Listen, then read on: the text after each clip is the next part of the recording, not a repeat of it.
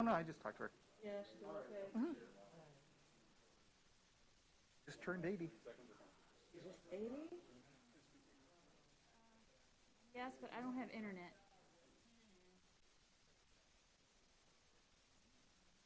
Blocking your splash page. Let's see if it works. We don't have to Zoom, right? We're just here. Okay, but we won't see anything here. You will. I got to make sure that. Oh, Awesome. Thank you. You know, is the cat Especially for Laura, so she Right. doesn't have to turn around. I'm gonna play music again, but I lost my control.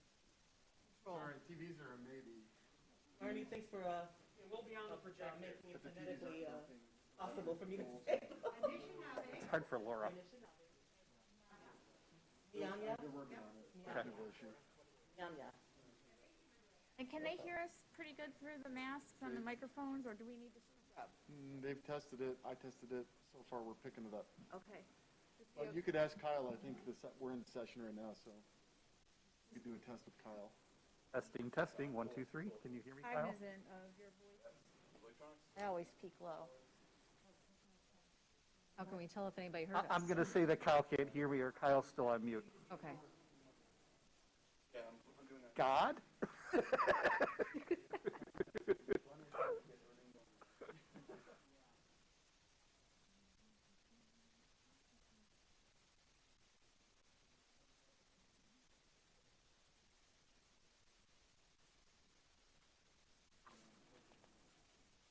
Do you have any shaving cream? Shaving cream? Works really well. Toothpaste.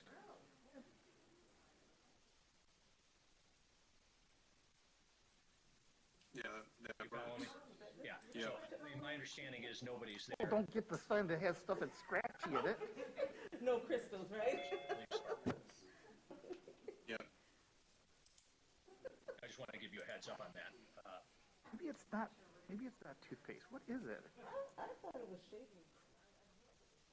It could be. People told me about it too. But I've never used toothpaste. Maybe you're talking about for removing babies. Toothpaste? Really?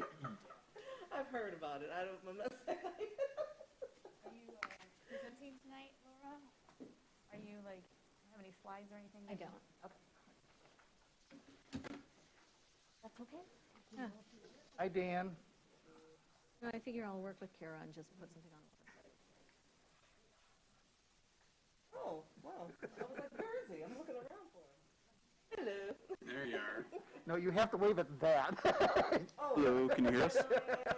Yep. not there. We have to wait there. Is Kat Bruner going to be on Zoom? Do we know yet? Should have accepted the attending in person. Testing, testing. Testing, Sounds good. testing. Okay, yep, there he goes. You can hear us.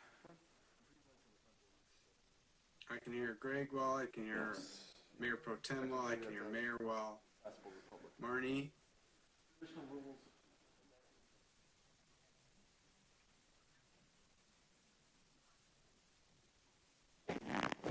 Are we on air? No, not until 7 o'clock. we do have members of the public in the Zoom meeting though. Can't hear you, Kyle.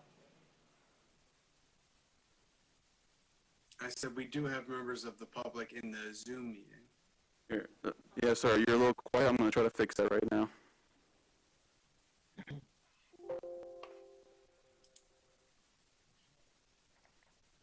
And then we test our mics with Kyle to make sure that. Yes. You guys want to keep talking? I can see if I can get the volume going. Kyle, again. can you hear me? Yeah, you're crystal clear, Greg. Awesome, awesome. Can you hear me, Kyle? I can a little bit Really? softer, but Wait, am I on? To speak here?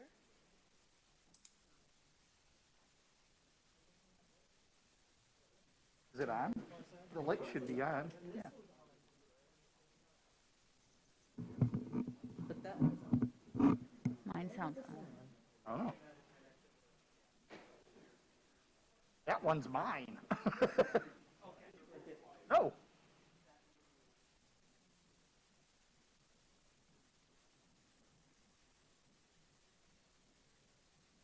or if you should just switch it out.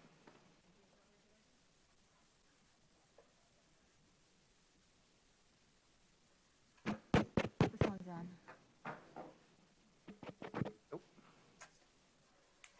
This Hey, is Kyle, can you Lena. talk I again, wanted to please? Do a quick text and make sure that you guys could hear me since I'm presenting. Very quiet. Kyle, are you able to hear me okay? I can hear just fine. It's the Thank you. cord.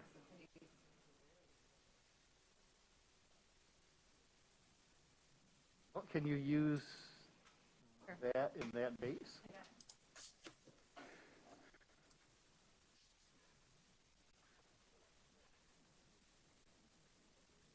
That base is not working. Okay, I can. Okay. So it does work in this one. It seems to be.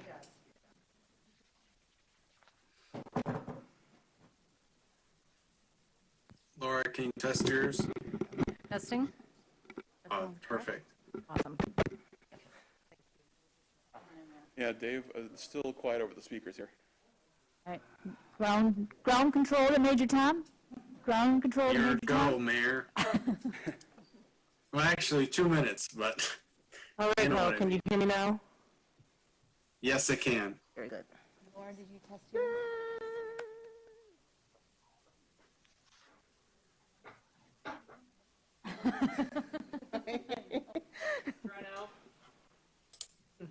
Hey, Kyle, can you talk again, please? Yeah, testing. 1, 2, 3. 1, 2, 3. Much, much better. Excellent. Okay. Lena, can you go ahead and say something? This is Lena, testing, testing.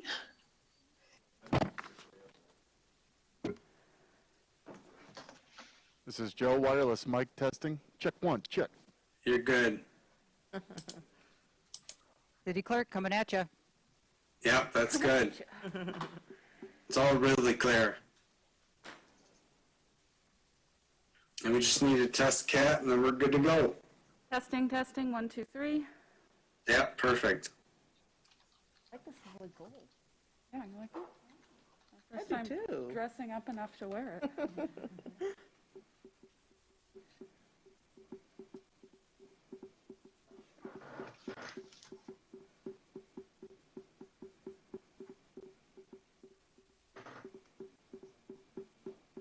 You may have decided this before you guys arrive. Well, I know before you arrive. For the photo op, they're going to come up here and stand in front, and we're just going to stand up behind them. Oh, okay. All right.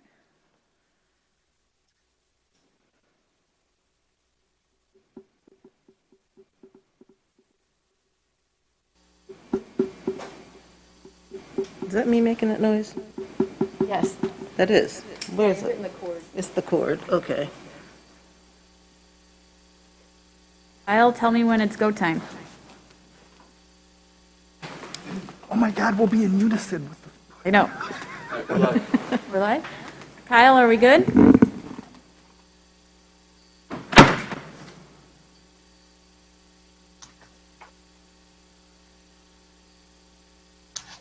I'm sorry, I was muted. You're good on my end, Mayor.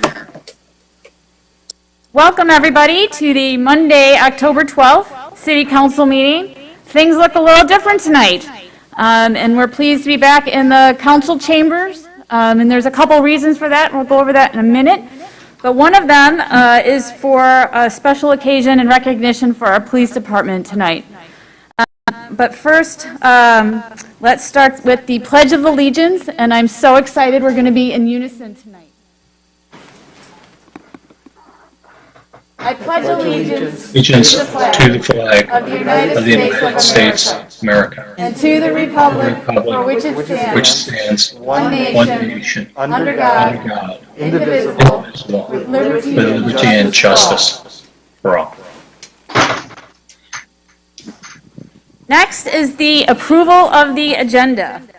Mayor, I would like to make the following amendment to the agenda. I would like to add 5B for our County Commissioner, Helene Zach, and move 5B to 5C, and then approve the agenda as amended. I'd offer an additional amendment and I apologize, mine still hasn't pulled up yet.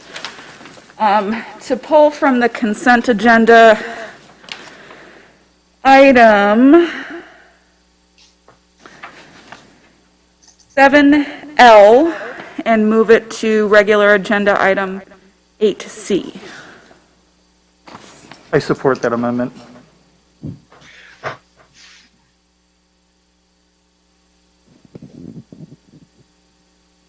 So, I support your motion overall. okay, so 5B added for Commissioner Zach, and then 7L changed out of consent to regular agenda 8C, supported by Polika and amended, or approved, moved by Councilwoman James. And I forgot to do roll call. Would you like to do roll call Yes, before or after? thank you. Sorry. Okay, I'll call the roll. We're going to do that first, and then we'll come back to this. Councilmember James. Here. Mayor Pro Tem Leaks-May. Here. Councilmember Mikulski. Here. Councilmember Polika. Here. And Mayor Piana. Here, all right, back to number 3, approval of agenda. Do we have to do it over, or are we good to go? Mayor, you're good to go with the motion that's already been made. I would like to just address some of the changes with respect to the open meeting that council is conducting this evening, but certainly after the approval of the agenda might be a good time to do that. I was waiting for the item agenda, electronic meeting procedures on the agenda for item 4. Great, Your Honor. Thank you. All right, we're good to go. So motions on the table. Madam Clerk? Mayor Pro Tem Leaks-May. Yes. Councilmember Mikulski. Yes. Councilmember Polika. Yes. Councilmember James. Yes. And Mayor Piana. Yes, sorry about the irregular order, folks. Getting back the sea legs in the council chambers. All right, moving on to electronic meeting procedures. You've all may have read the news. We've had some changes with the Supreme Court that relates to the executive orders, and particularly the Open Meetings Act. So I've asked Dan Chris to give us an update and how this relates to our hybrid meeting tonight. Thank you, Mayor and Council. I'll try and be very brief. As you know, the Michigan Supreme Court last Monday, October 2nd, issued an opinion that addressed the authority of the governor's executive orders after April 30th.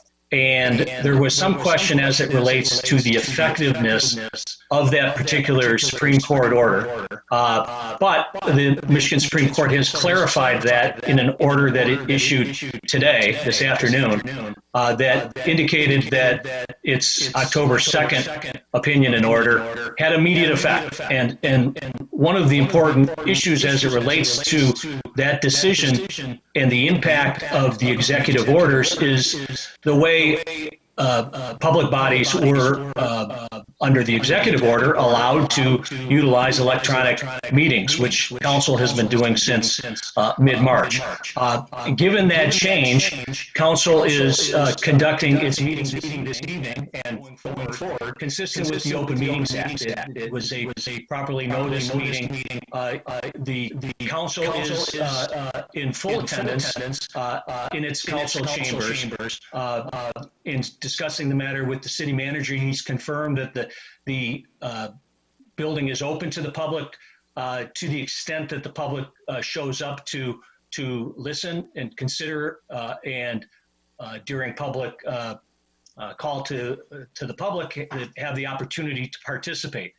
Given the newness, though, of this change back to the normal method of conducting its public meetings under the Open Meetings Act, I would suggest, Mayor, that council allow for participation by the public for those who may show up at council meeting this evening, as well as for participation by members of the public through the electronic format of calling in that has been being utilized by council for the last several months. There's no problem to afford that additional opportunity given the lateness of this change to members of the public for this meeting.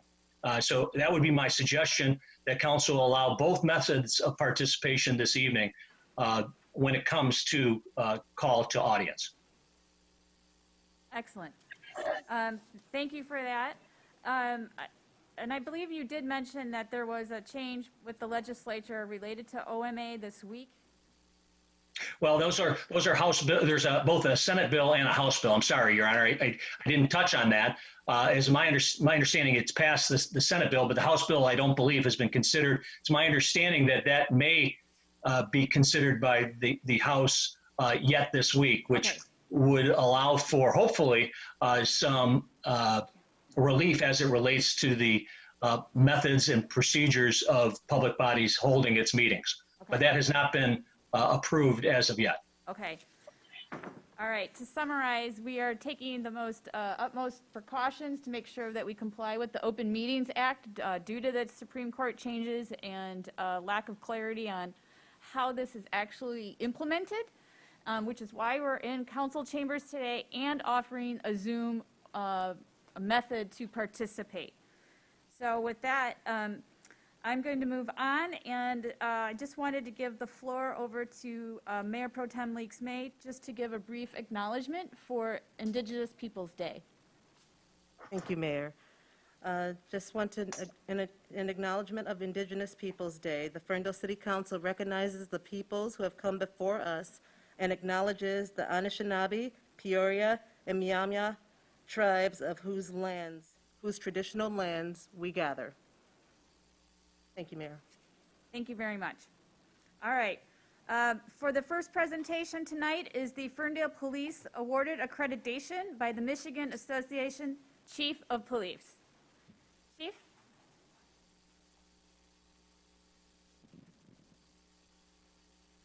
Thank you. We're going to do a little bit of a shuffle here, kind of going back and forth between folks.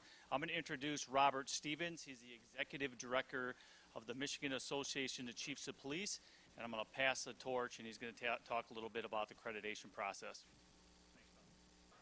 Chief, thank you. Madam Mayor, Madam Mayor Pro Tem, city officials, citizens of Ferndale. Pardon my rudeness as I address the citizens.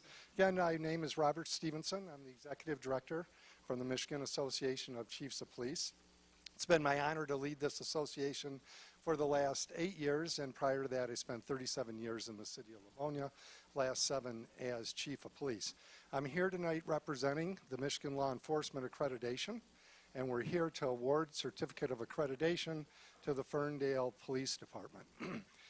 One of my duties is to travel around the state and interact with police departments, and I can tell you from my experience you have an excellent police department. However, you have an even better police department since they've gone through this accreditation process. To give you an idea just how rarefied your police department is, in the state of Michigan there are 600 police departments. Of those 600 police agencies, yours is now one of number 29 that have voluntarily taken to become accredited. So your department is able to do what 95% of the other police departments in this state have not done to this point. And it's an extremely arduous task. Becoming accredited, that term accreditation, a lot of us are familiar with that. Schools are accredited, hospitals are accredited, and you would certainly never send your daughter or son to a school that wasn't accredited or go to a hospital that wasn't accredited, and now you have a police department that's been accredited. To give you an idea a little bit about what they've done, there are 108 standards that the Ferndale Police Department had to attain to get this accreditation. And once they had gone through their rules and regulations and done the training and updated everything and added whatever needed to be done, then 2 members from outside this agency, from outside the local geographic area, came in and spent 2 days in your police department actually making them prove that they had in fact complied with all of these standards. Once all of those standards had been proved, then it was passed on, and then the accreditation was awarded. So again, I'd point out it's voluntary. This task typically takes a police department between 1 and 2 years to accomplish, and it is a great accomplishment, and you should be extremely proud of your police department and the leadership of Chief Palazzolo for attaining this. So when I started this, I said we're here to award the certificate of accreditation. We do not give these out. You have to earn them. And with that, I'm going to turn this over to our president, Chief Ron Wiles from Grand Blake, to do the actual presentation. President?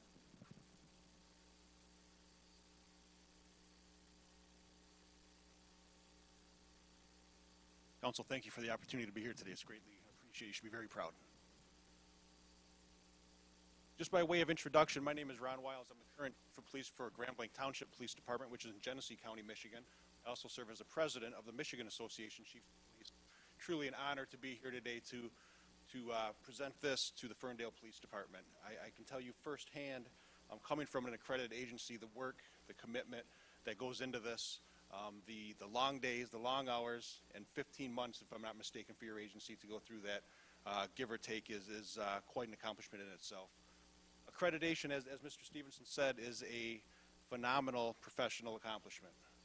Not many people get to do this. Not many people have done it.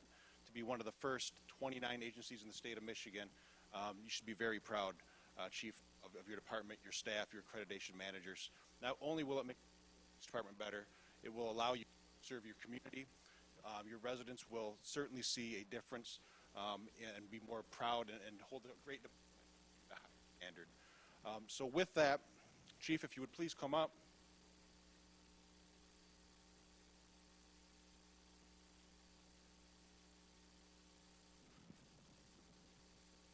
Chief, on behalf of the Michigan Association Chiefs of Police, the Michigan Law Enforcement Accreditation Commission, to all who see this certificate, know that the Ferndale Police Department, having voluntarily complied with the standards established by the Michigan Law Enforcement Accreditation Commission, deemed essential for the delivery of professional police services and the protection of their community, is hereby awarded the Certificate of Accreditation, effective as this first day of October in the year 2020 for a term of 3 years. Congratulations, Chief. Woo!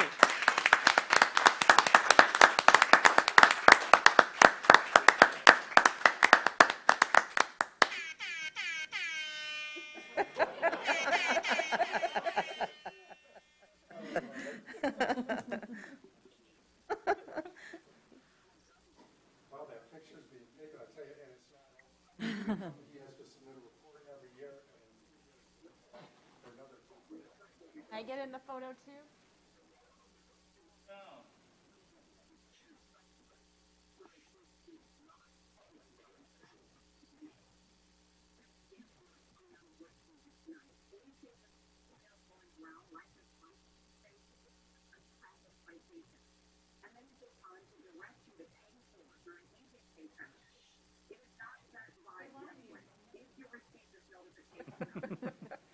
So are you all going to do with the council in the picture of where you're standing up here?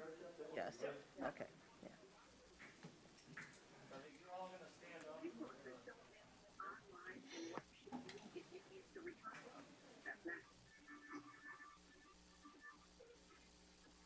In the pyramid?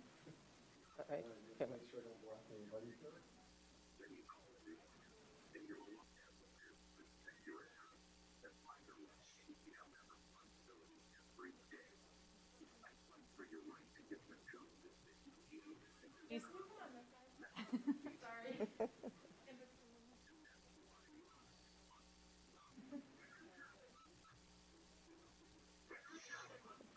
The social distance pandemic photo. I put on my It shows fancy in the mask. eyes. When you smile in a photo with the mask on, trust me, it shows in the eyes.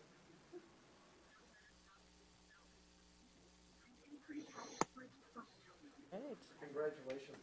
Thank you. Thank you. Congratulations. If I could just take a second or two, I would like to thank not only the council for their support and commitment, because it's not just an internal piece of work. It took a financial commitment, not only with the city, but also a personnel and a time commitment from the men and women of this police department. I only championed it. The real work was done by the accreditation manager and all the supervisors and the men and women of this police department. So it really is your accreditation. Sergeant Brown couldn't be here tonight. He was accreditation manager. Sergeant Danielson is now taking over as the accreditation manager now that Sergeant Brown is retired. And like they mentioned, this was 1 year of a lot of work, but it really is just the beginning, because every year we need to continue to collect proofs and prove we're doing the things we're say that we're doing. And there are going to be more proofs and more standards coming as time progresses. I can guarantee you that. But on behalf of the police department, I want to thank the MACP for all your support and help during this. Thank you very much. Thank you. On behalf of council, I just want to say how proud I am of the police department for taking this on and saying that this is the direction that our department needed to go. And you did it in less time than is typically offered to a city department to become accredited, and I think that is a testament to the commitment of the chief and the officers to make sure that we got across the finish line for accreditation. I'm just really proud to be mayor at this time that our police department has become accredited. It's just, I think, an amazing accomplishment for this city and for the public safety industry in itself, and where police departments need to direct their attention going forward. So thank you very much, and we'll just continue to invest to make sure that we can retain our accreditation and not let our eye off the prize, and continue on going forward. So thank you very much. All right, next up is 5B, Helene Zach, and County Commissioner Helene Zach, and I believe she is joining us via Zoom. So, yes. Wow, that's amazing. Welcome to our council meeting via Zoom. Kudos to all of you for many things. First, I just want to say to the chief and the police department, congratulations. I have conducted accreditation processes at organizations that I've worked at, and it is a daunting task. So my kudos to you. And to our city manager and your team, that you have risen to the occasion and gone to a hybrid model tonight. We in the Board of Commissioners are scrambling and saying, how do we do this? We have a meeting on Thursday. And there's 21 of us that meet, and we're not sure yet, but thank you for doing it. I do want to bring updates for county operations to you.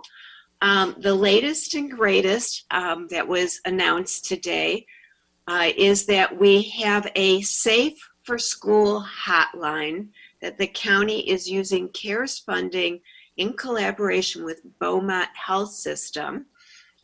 Parents can call Beaumont Nurses on Call from 5 to 8 in the morning to ask them healthcare questions so that we have safe, healthy schools or safe, healthy children, even if they're virtual. And the telephone number is 248-551-4242. And I'm very excited that this is finally getting kicked off, besides the nurses, the public health nurses that we hired for the school system. I do want to remind people that we still have the Nurse on Call hotline through Oakland County, and that number is 800-848-5533. And this is the number that you can call to schedule free COVID testing.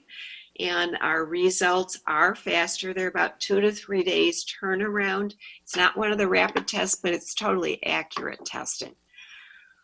We did pass the budget the end of September.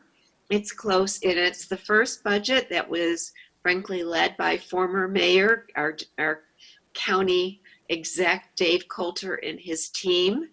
It's roughly $908 million. And some of the things that we added on into it is we did restore the local road funding. So we will continue that.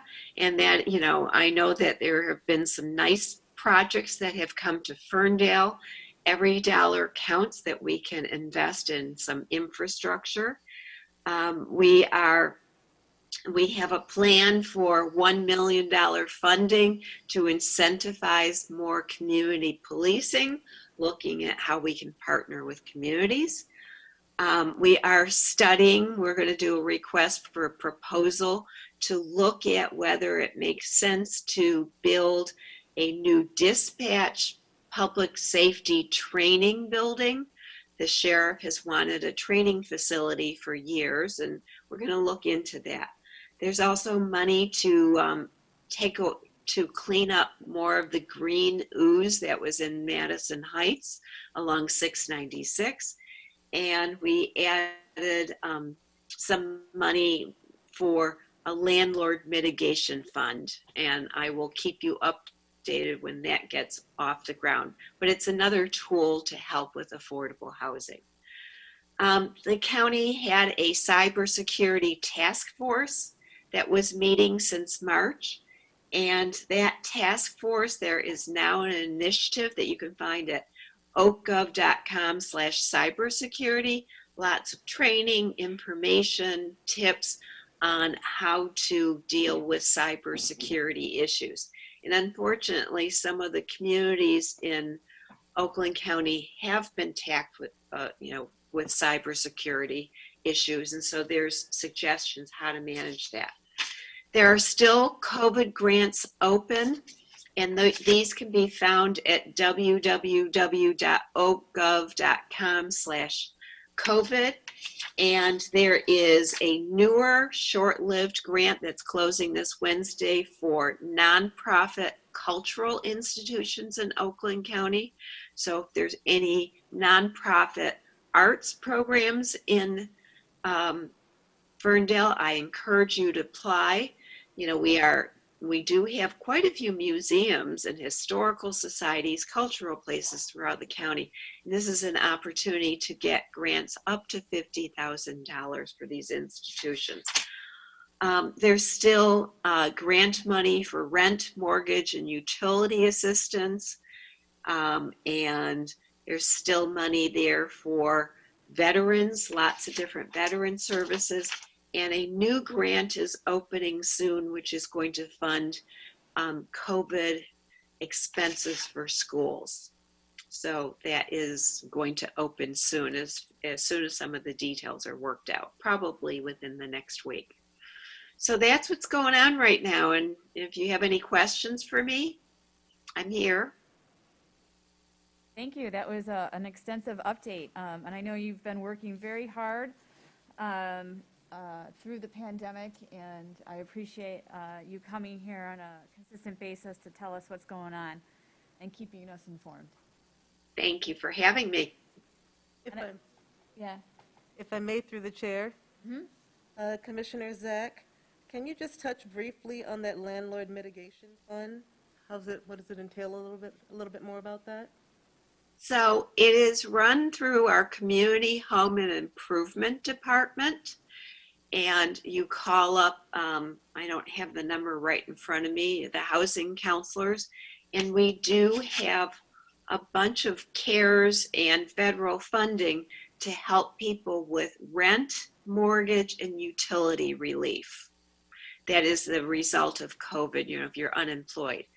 And I don't have the number, but again, if you go into oakgov.com, under the COVID, there's a link to that grant funding. Thank you. Thank you. It's an important topic. It's really touched a lot of people, and I'm glad that we have support for them.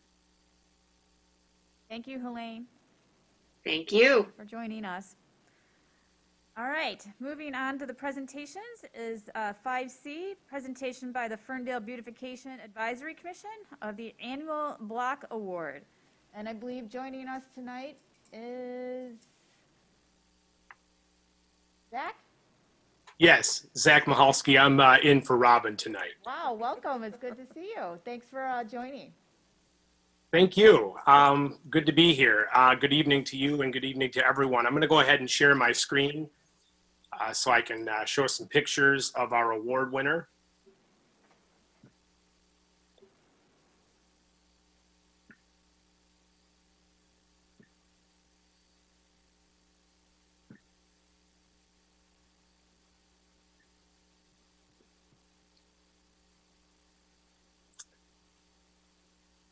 All right, can we see the screen then? Hey, Zach, we've got we've got the editor screen. So if you end that one and then try to screen share just the PowerPoint, it should fix it. Here we go. There you go. Okay, cool. Thank you for the heads up on that. All right, well, good evening, everyone. My name is Zach Mahalski, and I am a member of the Ferndale Beautification Commission. I'm happy to be here tonight. I've joined the meeting tonight to announce the 2020 Ferndale Block Award winner. This year's winner sums up Ferndale's creativity, funkiness, and fun in one city block. And the winner of this year's award is La Prairie Street. And we're talking about the block in between Marshall and Fielding. And on this slide, you can see some of the creative spirit coming to life with this troll garden and some fabulous yard art as well. Historic buildings on the corner of Marshall and La Prairie invites your curiosity to explore the rest of the block.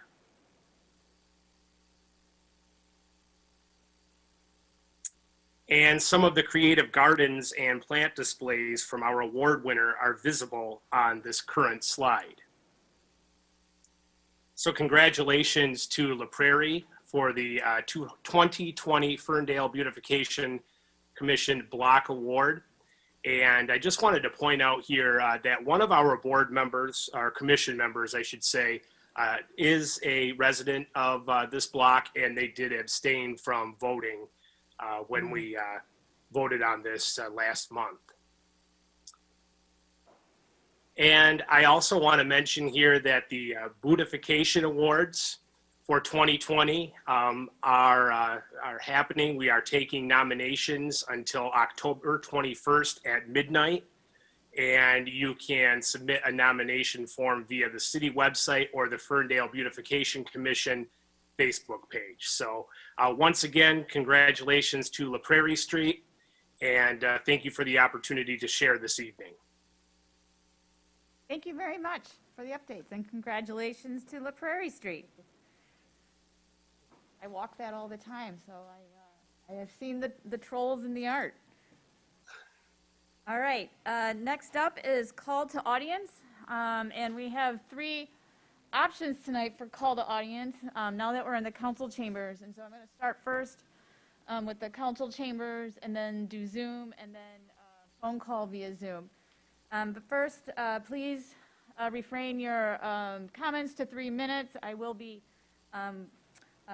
timing, and I'm going to first start with the council chambers. If there's anybody in the council chambers that would like public comment, please come forward now.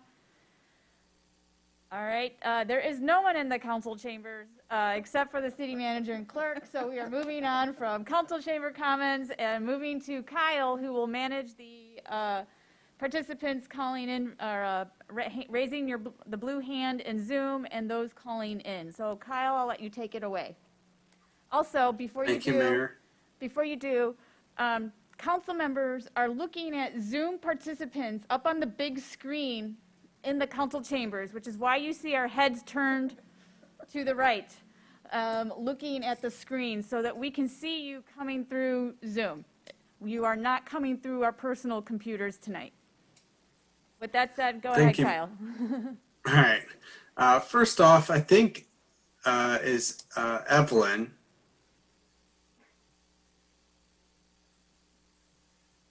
Hi, Evelyn. Can you hear me? Hello. Hello. Hi, can you hear me? Yes, I can. Excellent. Can you hear me? Yes, you're loud and clear. Go ahead. Excellent. Ellen Elster, 760 West Drayton. I am concerned about 7E.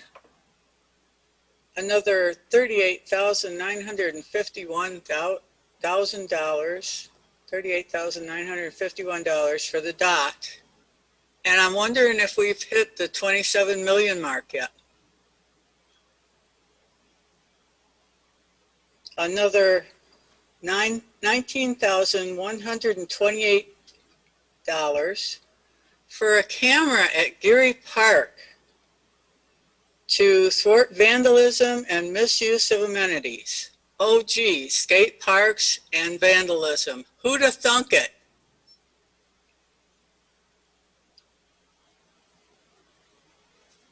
And I guess that's probably about it for tonight. All right, thank you, Evelyn. Thanks. And just to let you know, 7L was removed from the consent agenda, and it's on the regular agenda tonight.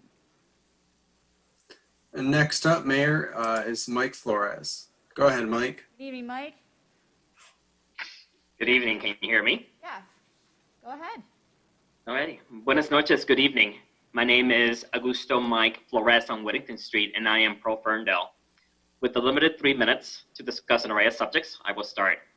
Subject 1, congrats to the Ferndale Police Department. Your commitment to evolving and continuous improvement makes us all feel safe. Thank you. Subject 2, I want to express my strong support for the anticoagulant rodenticide resolution. Thank you, Councilperson Mikulski, for spearheading this and protecting our ecology, our local Ferndale ecology. Subject 3, item related to the 6 cameras at Geary Park. I'm concerned that this was hidden within the consent agenda, but I'm glad this has moved to the regular agenda, as I believe this sensitive topic requires additional community discussion or at the bare minimum, an explanation from council on their vote for or against it. In addition, the request to council action leaves many unanswered questions. A, was this bid out to 3 vendors for a competitive quote? What is the total cost of this proposal, as other items and labor are not included in the current quote? What does high detailed video images mean? Will this set a precedence for all parks, only a few parks? What is the litmus test to help guide the city on surveillancing the community? If council decides to proceed, I highly encourage that our blanket ordinance of city surveillance cameras not be applied. A modified version should be considered. Maybe cameras are only on when the park is closed. Maybe parents, individuals, and organizations can submit a request to have cameras off if they plan to be there for hours. I hope council realizes that with many unanswered questions and many concerns, this needs to be tabled for further discussion with community members. To be clear, I am not against the cameras. In fact, I believe there should be a camera at the intersection of Whittington and Livernois to better manage the dangerous intersection. But a drastic leap of invasive cameras in our parks warrants more community discussion. Subject 4, can council provide additional clarification on the employee separation agreement? Is this a generic template that is being approved? If yes, does it include a financial or compensation clause? Or is this a custom tailored agreement that may be protected? However, if it includes financial compensation, was that compensation outside of any previous employment contracts? Or is any financial compensation unbudgeted? Or is this better managed under a FOIA request? As always, I look forward to your consideration, review, guidance, and words. Gracias. Thank you. Thank you, Mike. Next, Mayor, we have Jennifer Pearson. Hi, Jennifer. Welcome. Hi, Mayor. Can everyone hear me? Yes. Great. Well, thank you so much for allowing me to speak, and I hope to keep it brief. I'm just here to support Council Member Mikulski's resolution regarding the ban of or decrease in use of the anticoagulant rodenticide. I think that's how you pronounce it, the rat poison. You know, I am a member of the Facebook group, the Ferndale Dog Circle, which 2 years ago was only 10 people and now it's over 1,000. So we have quite a lot of dog owners in Ferndale, but it goes beyond that. You know, a lot of people who just really care about the ecology of our city. And I strongly support the resolution. I think that the rat poison is unnecessary and really dangerous. All right, thank you. Thank you. Next, Mayor, we have former councilperson Dennis Whitty. Excellent. Hi, Dennis. Welcome. There you go. Sorry, misclicked. There we go. Can everybody hear me? Hi, Dennis. Perfect. Perfect. Hey, good evening. I just wanted to come in just to chime in and make sure to support Captain Dennis Emmy's promotion to Chief of Police. I mean, he and his family have a long-standing tradition of community service to Ferndale, and I really enjoyed the time when I was on council working with Captain Emmy amongst police department initiatives. And as you can see, under the chief and hopefully the new chief, upon confirmation of his appointment, we have an accreditation tonight that we as a city should be extremely proud of. It's very, as a former police officer, I can tell you it's not easy to get those accreditations and not many have it. So I'm very proud of the police department, and I just want to chime in to support the confirmation of Dennis Emmy being promoted to our next chief of police. He will do excellent, and I have full 100% faith and confidence in him. And I appreciate it. Everybody stay safe, stay well. Thank you, Dennis. And if anybody else wants to speak, raise your hand. And if you are looking for that still, at the bottom of your screen, you'll see a participants tab. If you click that, at the bottom, you will see raise hand. If I don't see any pop up and while I'm speaking this sentence, Mayor, then that is everybody. Excellent. Thank you, Kyle, for managing call to audience, and thank you for everybody for calling in. Moving on to the consent agenda. I'm going to read everything in its entirety, and then council will discuss. All right. 7A, approval of the minutes of the regular special council meeting held September 28th, 2020. 7B, approval of the resolution opposing the sale, purchase, and use of anticoagulant rodenticide in Ferndale as submitted by the city manager. 7C, approval to support Ferndale youth assistance for the 2021 school year in the amount of $4,000 charged to the drug forfeiture 265-000-749 as submitted by the city manager. 7D, approval of the request to approve an employee separation agreement as submitted by the Human Resource Director. 7E, approval to purchase a distributed antenna system with installation from Harris Communications for the Development on Troy DOT project for $38,951.28 from account 265-000-977, which is the drug forfeiture account, as submitted by the police captain. 7F, approval of the carport canopy ceiling at the police department by Nova Professional Engineering, Environmental, and Energy Services for $4,000, with the expense charged to the general fund facilities maintenance, that seems duplicate, account number 101-265-931, as submitted by DPW facilities manager. 7G, approval of the critical boiler systems repair at the Kulik Center by Goyette Mechanical for $4,995, with the expense charged to the general fund facilities maintenance contractual services 101-265-818-00, as submitted by DPW facilities manager. 7H, approval of the installation of the high-efficiency Lochnever night boiler at Fire Station Number 2 by PT Heating and Cooling LLC for $19,500, with the expense charged to capital outlay account 101-336-977, as submitted by DPW facilities manager. 7I, approval to purchase a window training simulator and padlock forcible entry simulator for firehouse fabricators for firefighting training purposes in the amount of $2,849 from account 101-336-873, as submitted by fire chief. 7J, approval of the scheduled update of the City Hall domain controller server and Windows licensing from CDW-G in the amount of $46,869.85 from account 101-179-977-000, as submitted by the city manager. 7K, approval of the rental loader for leaf season from Southeastern Equipment in the amount of $9,700. The expense charged to sanitation fund contractual services account number 226-000-818, as submitted by the DPW deputy clerk. 7L was moved to the regular agenda item. 7M, approval of the bills and payrolls as submitted by the city manager's office and subject to the review by the council finance committee. What is the pleasure of council tonight? Mayor, I move that we approve the consent agenda item as presented. Support. moved by Mayor Pro Tem Leaks May and supported by Councilman Polika. Are there any comments on any of the agenda items tonight? Would you like me to read the resolution about the Sure. anticoagulant rodenticide? Yeah, I think so. Okay, let's do that. Okay, a resolution opposing the sale, purchase, and use of anticoagulant rodenticides in Ferndale. And just for a little context before I start reading this has been a long time coming.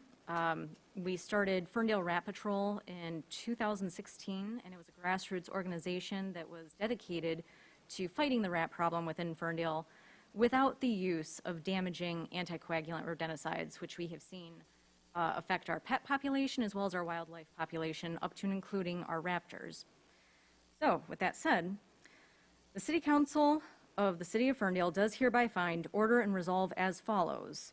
The anticoagulant rodenticides are poisonous bait products that are available to the public used to combat the infestation of rodents in commercial and residential properties.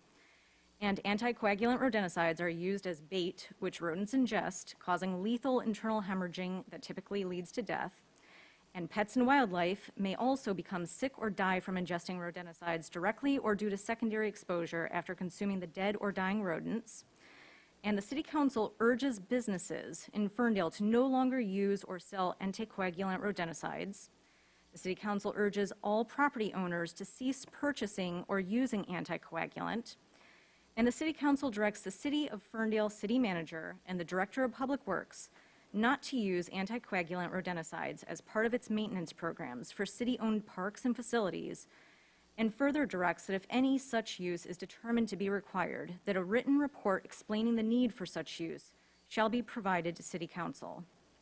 Therefore, be it resolved that Mayor Melanie Piana, on behalf of the Ferndale City Council, recognize the use of anticoagulant pesticides. Actually, we should strike that and write rodenticides rather than pesticides, are harmful to our community environment.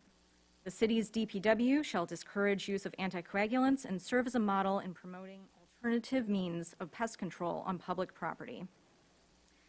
So again, just as a little bit of background on why this is so important, when we have these anticoagulant rodenticides used in Ferndale, in particular our second generation anticoagulants, they are less lethal immediately. They bioaccumulate, which means that they move up the food web from small rodents up to larger animals and ultimately perpetuate within the environment. What this does is actually counterproductive to our goal of exterminating these vermin within our city. So as a result, if we are diligent about removing anticoagulant rodenticides within Ferndale, as well as implementing additional things such as improved sanitation, different policies that are safer and more effective within our DPW, which I will work intensively with them on. All of that together with our grassroots movement and potentially a little bit of assistance from the city in the form of reduced cost traps, educational materials, as well as educational sessions, all of that together should ultimately move us a little bit closer to that goal of having a safe and effective rodent control program within the city of Ferndale. Excellent. Thank you.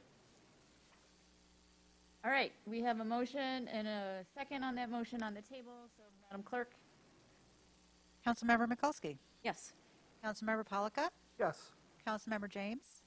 Yes. Mayor Pro Tem Leaks May? Yes. And Mayor Piana? Yes. So, and before we move on, I just wanted to say that every council member brings their talents and expertise to the council to benefit our community, and I just want to say thank you, Laura, Councilwoman Mikulski, for bringing yours to the rodenticide, and I just think it's creating a safer community for our little furry friends and better for the environment. So thank you for lending your talents to our dais and our city. So thank you. All right, moving on. Regular agenda, 8A, consideration of the request to approve the city manager's appointment of Captain Dennis Emmy as the police chief effective January 1st, 2021, and to backfill the vacant police officer position that will be left open as a result of internal promotions through the chain of command. Through the chair, since we're stuck with one camera, I'll just come up here and introduce this. This is weird. Face Royal council, we. Joe. Do you want to face council? Well, that, okay. Yeah, so I am happy to introduce this. I was informed by the current chief of police, Vince Palazzolo, that his retirement would be expected likely in January 2021. And so since that notification, we've been working with Captain Emmy on some succession planning with the chief, and I have the utmost confidence in my recommendation to appoint Captain Emmy as our next Ferndale police chief effective January 1st, 2021. I would just say the appointment of a police chief is the most important appointment that a city manager can make. Our relationships and trust are vital in support of the mission of the city and on behalf of City Council and the city organization itself. So before we move on to further comment, I thought I'd just give Chief Palazzolo an opportunity just to speak to his retirement, and then possibly Captain Emmy just offer a couple words, and then if you're okay with that, Mayor? Yep, please. Chief? Thank you, Joe. I'm a man of few words. I've enjoyed my time here with the city. I had a few things that I wanted to do. Really, a police department's heart and soul is the men and women that are out there every single day. I am really just a figurehead. My job is to take care of them, to make sure that the tools, the training, the leadership, and that you set the culture so that they can succeed. I feel like I've done that. The accreditation was the final thing that I wanted to accomplish for this department. And we made the analogy that I feel like the Ferndale Police Department is like when you buy a house turnkey. You know, there's still some things that need to be done, but this is a good department. The men and women that work here love this community. They love this job, and they are what make the heart and soul. I can tell you that I would not, my decision would have been a lot harder if I wasn't turning the reins over to somebody that I trusted 100%.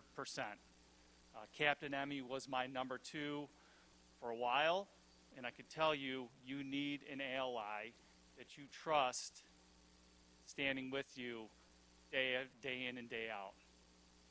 He's a good man. He's from this community, and I've got no reservations whatsoever. And I applaud you for making the decision and allowing this man to run the Ferndale Police Department. So I say thank you. Just like to say a few words.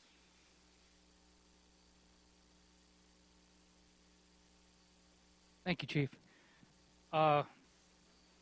First, I'd like to thank City Manager Joe Gaucho. I'd like to thank Mayor and Council for your support. It means a lot to me. Like the Chief said, he's handing over a fine agency that I just need to keep going in the right direction. And I look forward to working with Council and the other departments in the city. I think we have an incredible team, and I'm really excited about the city and the direction it's going in, and in particularly obviously I'm excited about the police department. Really have done a lot of work in the last few years, and I'm proud of what we've achieved together, and I look forward to working with you in the future. Thank you very much.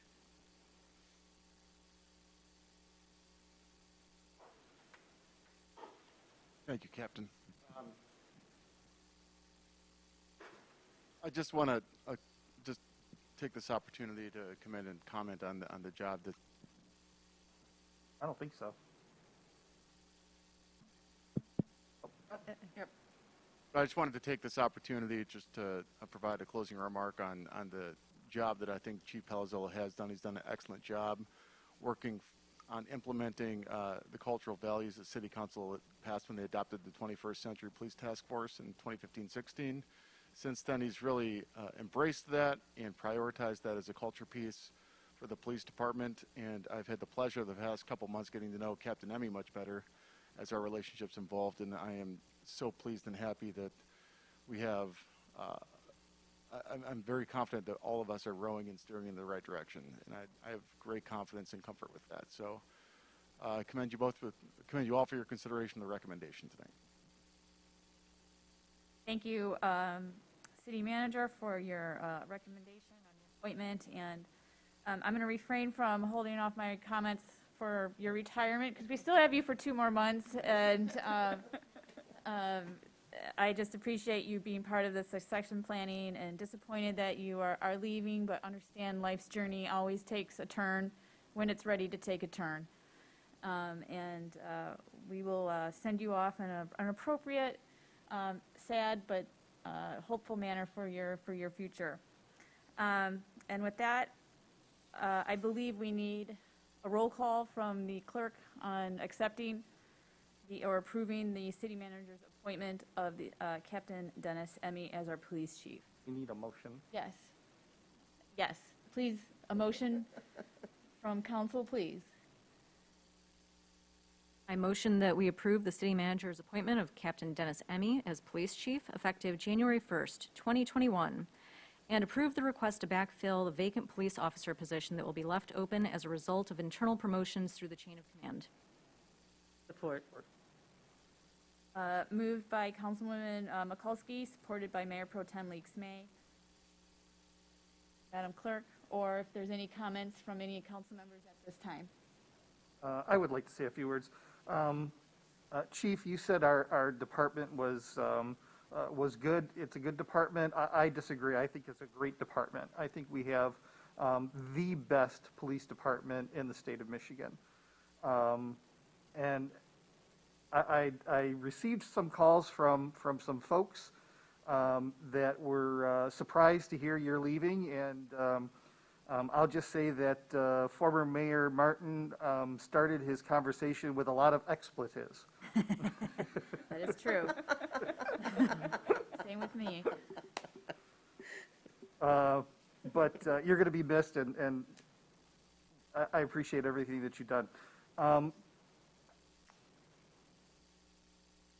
Captain Emmy has, like it's been mentioned, he's grown up here. He knows the community. He has served with honor and integrity, and I trust the running of our police department and the safety of our community to Captain Emmy as our next captain, as our next chief. Thank you. I have a few comments and a question. I echo the sentiments that have been made thus far. Disappointed to see Chief Palazzolo go, but again, understand the reasons behind it. But I do want to say I've really appreciated the rapport that we have developed and the relationship that we have developed, and I'm going to miss that. I look forward to continuing that rapport and building that relationship with Captain Emmy.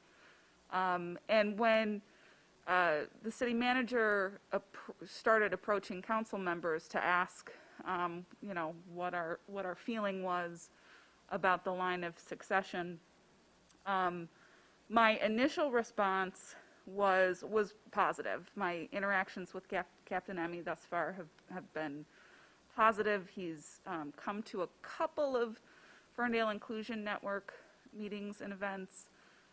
He and I chatted a lot during the first Black Lives Matter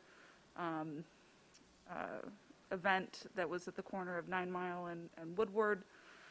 And I did ask around to other community members who had some knowledge of Captain Emmy, and I got all positive feedback. Now, with those comments made, I wonder if I can ask the city manager to describe our process a little bit and how we determine whether or not to do a national search.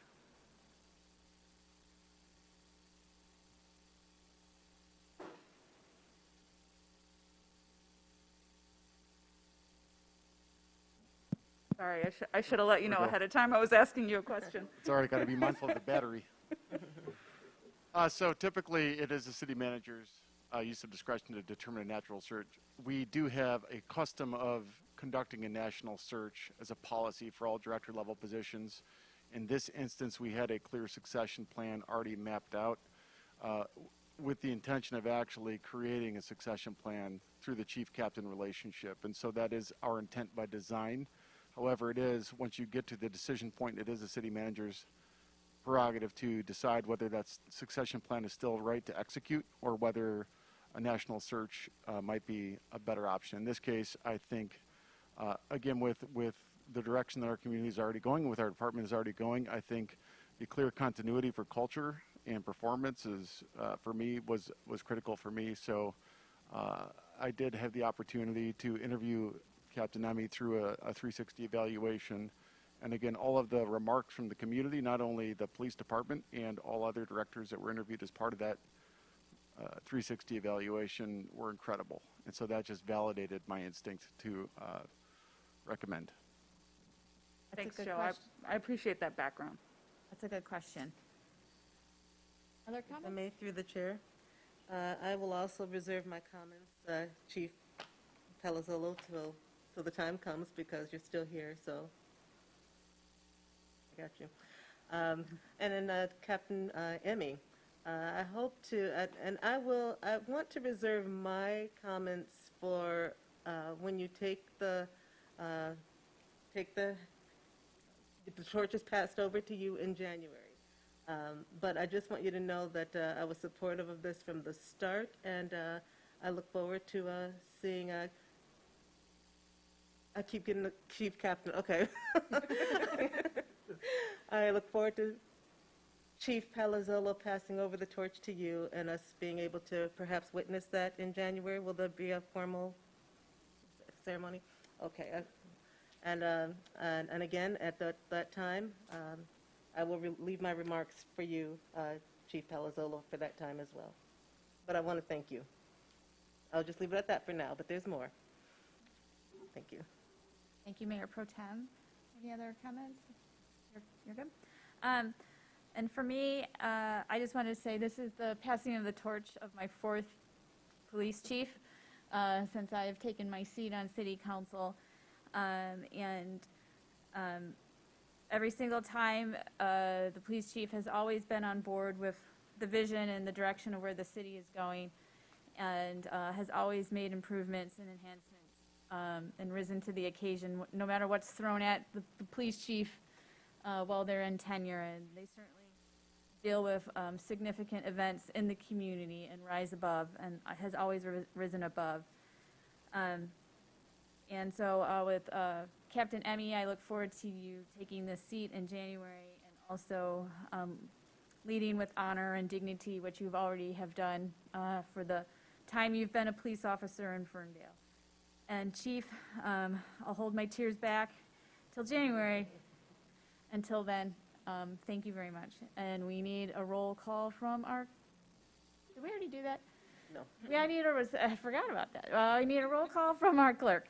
Thank you. Councilmember Polika? Yes. Councilmember James? Yes. Mayor Pro Tem Leaks Bay? Yes. Councilmember Mikulski? Yes. And Mayor Piana. Yes. Excellent. Moving on to 8B is the consideration of the resolutions for temporary outdoor seating and sales and accessory structures through November 30th, 2021.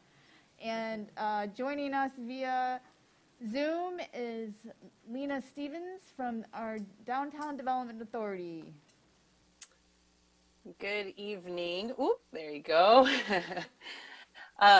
Well, that is certainly a very significant item to follow on the agenda. So I want to wish my best to the chief.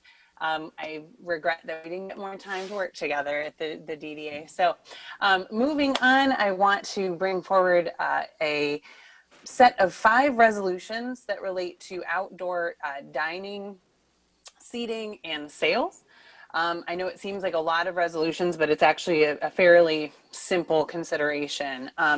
This recommendation is the product of a collaboration between CED and DDA that started actually at the beginning of the pandemic. So in June, you voted to expand options for businesses to be able to provide cafe seating in expanded areas of sidewalk, private property, and parking spaces, as well to allow the easing of some restrictions related to outdoor sales and mobile vending.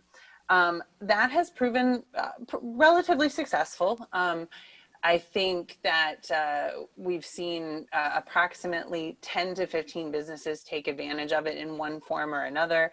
Some may have applied for a permit or thought about it and then didn't end up actually implementing it. But in this time, I think anything we can do to provide businesses with stability and the ability to plan for expanded outdoor seating where their diners and shoppers feel more safe is a good thing for us to do. So what these resolutions are designed to do is basically just expand the options that we already have in place through November of next year. And what that does is basically align with our standard sidewalk cafes, which are available from March 1st through November 15th. This would extend it through this winter, through next spring and summer, and end it next November. The idea is that it just cuts down a little bit on the bureaucracy for our businesses. They don't have to apply for a permit, although our department does make it very, very easy, but it's just one last thing they can do. And then they can plan for it. So I think for the most part, businesses will take their cafes down, because it can become a problem for snow removal and things like that. But offering as much flexibility as we can right now, I think is important. And then they can get them started as soon as they feel like they're ready to do that in the spring, as opposed to maybe waiting for when it would have traditionally been allowed. So those are 4 of the resolutions. The 5th resolution relates to accessory structures, and you might remember this, we discussed this last year, and there was a pilot. I think you might refer to it as the igloo pilot, where from November 19th through November of 2019 through April of 2020, we allowed a pilot where businesses could use igloos as outdoor seating. And the idea was that this was a way to relax zoning restrictions like payment in lieu of parking when they couldn't afford to expand and pay that payment or meet other zoning restrictions to enclose patios. So this was the idea. Now, ideally, we would have looked at this and we would have had a better set of recommendations, or a more permanent set, I should say, to come back to you. And with COVID, that just wasn't possible. So what we'd like to do is bring that pilot back for one more season, where we would allow igloos and other tents, provided they meet building and fire safety regulations. So all this is doing is relaxing the zoning restrictions. They still have to meet all fire code, and they still have to be safe for people according to the building official. So those are 2 very, very important points that I want to make. And again, this would make it so that they can do these, they can leave a tent up without triggering payment in lieu of parking. So that is this set of resolutions, and I'm happy to answer any questions that you have. I'm really glad that I think we're starting to get to a place where we can start to take actions to look at next summer, next spring, and start to really plan for economic recovery. So it feels good for me to be getting a little bit ahead of the game, and I look forward to bringing you more items like this. Thank you, Lena. Are there any questions from council at this time? Yeah, I guess it's more of an overall question. I know that at least in the resolution with respect to temporary use of parking, and I admit that I'm not sure if it's in if it's in the other ones as well, but there is a mention of consideration of ADA compliance, and I just wondered if you would speak to ensuring that handicapped spaces aren't used, that areas are accessible for ADA purposes, and I guess I was also wondering, and I don't know if Mayor Pro Tem Leaks May might be able to speak to this, whether or not our Accessibility Commission had a chance to weigh in on this. Well, we just had a recent meeting, and we talked about many things, but we did not, we didn't talk about this, but I can tell you that on the page there have been, I guess, photos of businesses that have utilized handicap parking, taken over the handicap parking and utilized the space for the seating instead. I don't think I've seen that here, so maybe we didn't think it an issue, but I appreciate you bringing it up, Council Member. But we talked about many things, but that wasn't one of them, but it is on our page that we know it exists. How about So from your this is Lena perspective, Lena? I'm sorry.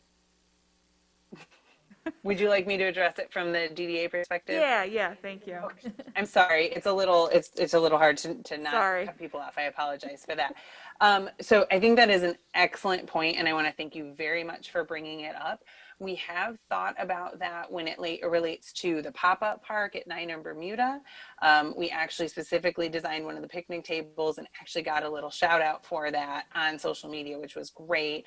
And then same thing when I was buying tables for Schiffer Park, I originally had a table with 4 legs, and I thought right before I bought it, I was like, I don't think you could put a wheelchair up to this, and we instead got one with a center post. So it's been on my mind, but I cannot say that we've done a solid, like review of it. And I'm definitely going to now with that eye.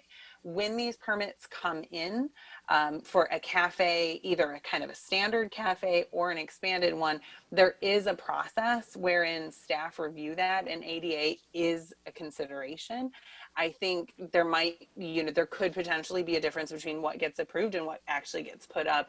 So I think on the approval side, I feel very confident that staff is taking that into consideration. I do think it's probably worthwhile doing a walk around, and then, anybody who sees something that they feel, doesn't have that minimum of 4 foot, I would love to hear about it, and we will definitely tackle that. Thank you. Thank you, Lena, and the CED department to being on top of that. If I may, through the chair, while we have Lena. Lena, speaking of the meeting that the ADA Commission just had, we'd like to personally invite you to our November meeting to talk about ADA accessibility and its relation to the DDA. So that'd be great. Formally inviting you, and I'll send you an invite via email very soon. That's wonderful. Thank you. Thank you. All right, if there's no other questions from council at this time, let's entertain a motion.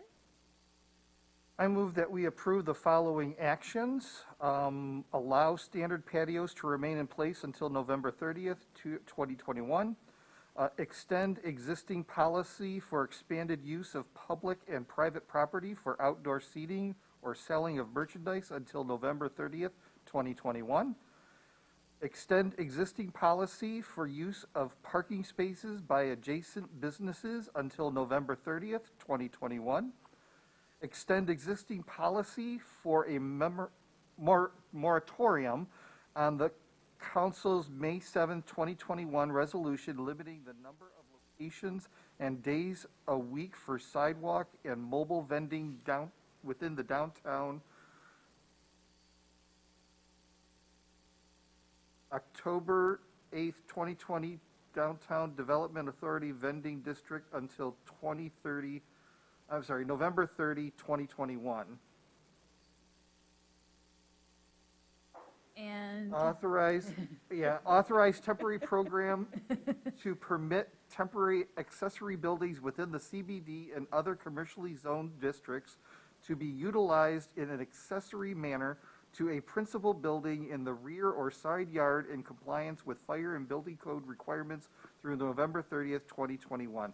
I apologize for the pause there, but the reading of the one sentence just sounded weird to me. It's okay. You got I'll through it. second the motion and agree with the weirdness.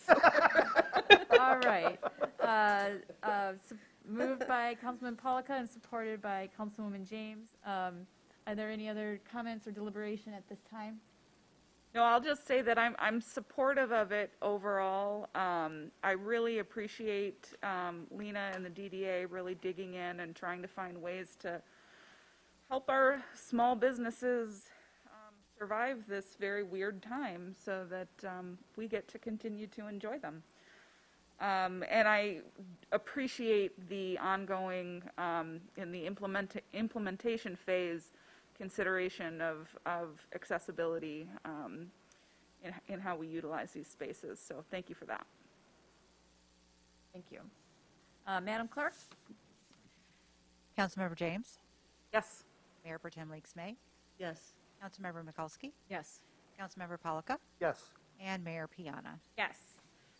All right, we are now moving on to regular agenda item 8C, which was on the consent agenda as 7L, and it's approval of camera installation by DA Central in the amount of $19,128.28, and the expense to be charged to the general fund cameras and security as submitted by the DPW Deputy Director. But I think our city manager will introduce this.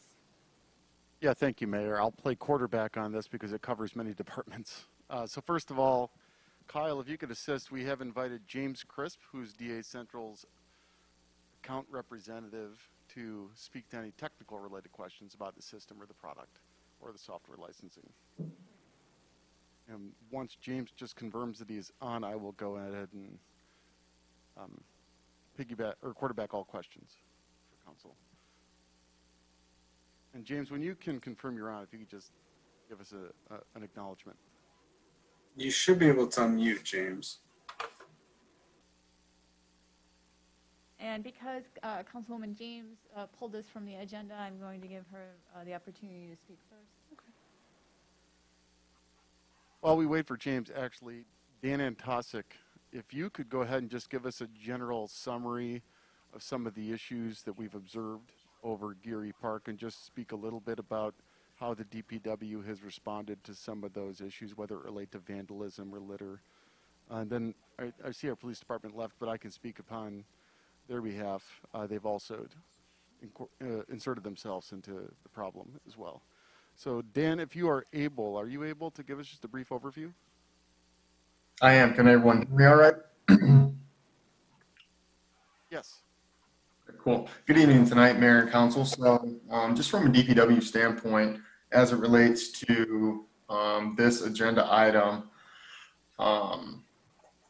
this summer we experienced a large increase in just general litter spread throughout Geary Park, whether that was in and around the pavilion, the skate park, children's play areas, and it was, kind of just real blatant disregard for putting trash into the proper receptacles.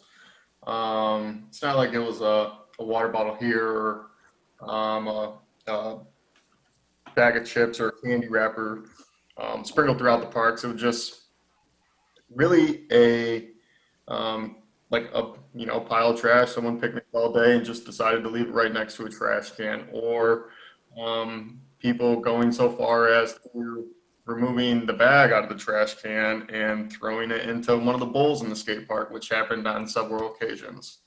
The small shared library, public take one, leave one kind of deal, that was over at the park. That was vandalized over the summer. In addition to individuals climbing upon top of the pavilion and ripping off shingles and things of that nature. So in response to that, we had to do additional cleanings and litter pickup throughout the park, above and beyond what we would normally do, really at any of our parks throughout the city. So that's just additional resources that we had to dedicate, whether that's a couple of individuals picking up litter, emptying receptacles in the vehicles and stuff like that go into play with that, to try and combat the issues that we were getting calls on from residents about the litter and so on going on at the park, to try and make it as cleanly as possible for all users. Thank you, Dan. Next, I'd like to just see if Lorena Wheeler, if you are available, can you speak to our engagement with the Skate Park Ambassador Community Group?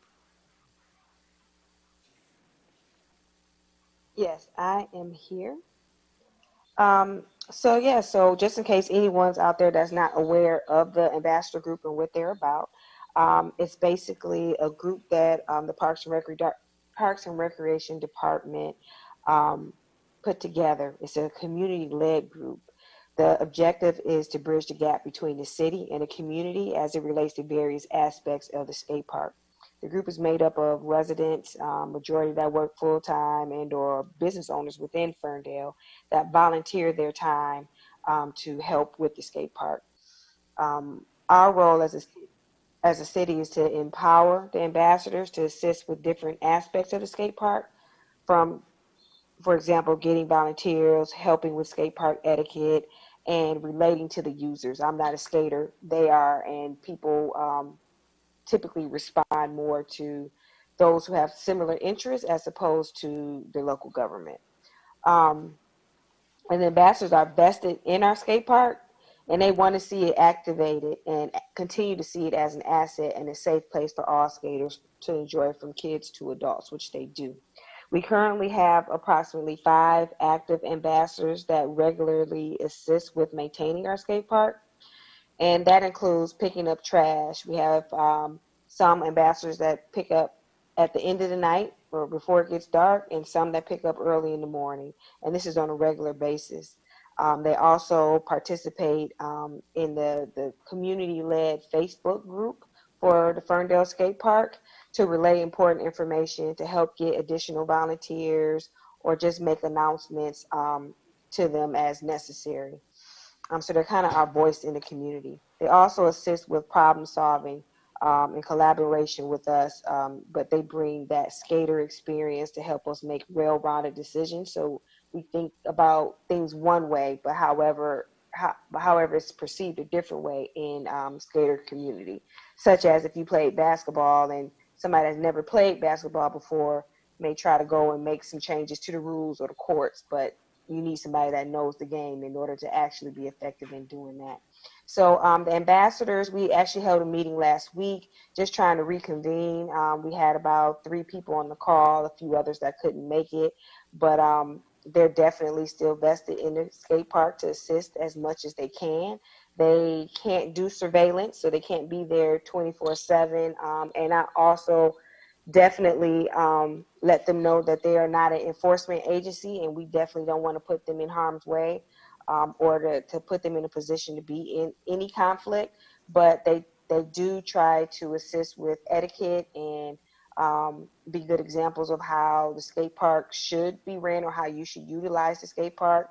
And like I said, they're always there helping and volunteering when needed.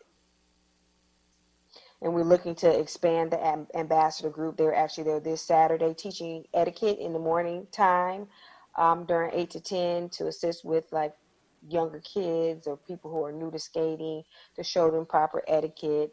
And we plan on continuing that, especially when we start back up in the spring, since this current season is coming to a close. But they will be out there trying to get additional ambassadors, and also Friends of Ferndale Skate Park, was just mainly a general volunteer group to assist with different things in the future, such as events or skate park cleanups or anything that may come about of that nature. Thank you, Lorena. And finally, I'll just provide a brief overview on the actual technology piece, the software piece, and then we'll invite questions for James if you have any about the actual technology. So, hey, Joe, I'm also back if you can hear me. Yes. Wait, who was that? James Crisp. I was having some technical difficulties. I was unable to hear everything that you were asking. Oh. Okay, no, thank you. Yeah, we haven't got to you yet, so thank you, though. Okay. So that's James, and James is our account representative for DA Central. And by contract, DA Central is the city's chosen managed services provider of technology services. Some of those services include the installation and management of our access control systems, which are all licensed products provided by reputable vendors like Avigilon that have been pre-bid in the years past. So I think in 2014, the city opted to choose Avigilon as its standard for access control as it relates to public facility surveillance. One of the reasons that we chose that, which James can definitely speak to, and I won't put my foot in my mouth about trying to explain it, but it's my understanding that Avigilon's competitive edge is around compression algorithm and its ability to compress the size of the files, which do present challenges technically for a city like of our size who are looking to limit the investments towards the NVRs, which is the video recorder server that is really makes up the brunt of the cost of these projects. So The projects, the brunt of the costs are actually more network related and security related, less so on the actual individual cameras themselves. Yes, that is correct. So that's just a general overview of that. James is our technical responder today if you have any technical questions related to the project or the product. And with that, council, please fire away, and I will go ahead and just coordinate the questions because I recognize there's multiple departments here. Okay, I'm first having Councilwoman James start because she pulled this from the agenda. James, you can take a quick break because I am not the one to be asking technical questions. Mine will mostly be more procedural, I think. Okay. So just by way of background for the benefit of viewers at home, I do want to acknowledge that the city manager has let council know that this is a problem that's been happening. He kind of did a pulse check with, I presume, the rest of the council members within the last month or so about this issue and the potential of putting cameras in the park. And in theory, I didn't love the idea, but I was okay with it because of the particular problems that were arising. And then I kind of had a bit of a sticker shock reaction when we got our agenda. So Joe, I give credit to you that you prepped us for us. You prepped us for this sort of philosophically, but you know, when the rubber hits the road, I'm having some reservations about whether or not this is an appropriate investment. And to be perfectly candid, I'm on the fence as we speak. I keep kind of vacillating back and forth. A couple of questions that I am hoping will help me make my decision. One is this is somewhat background, I think, too, but the ambassadors group, do they really provide guidance and stewardship for Geary Park as a whole, or are they primarily focused on the skate portion of the park?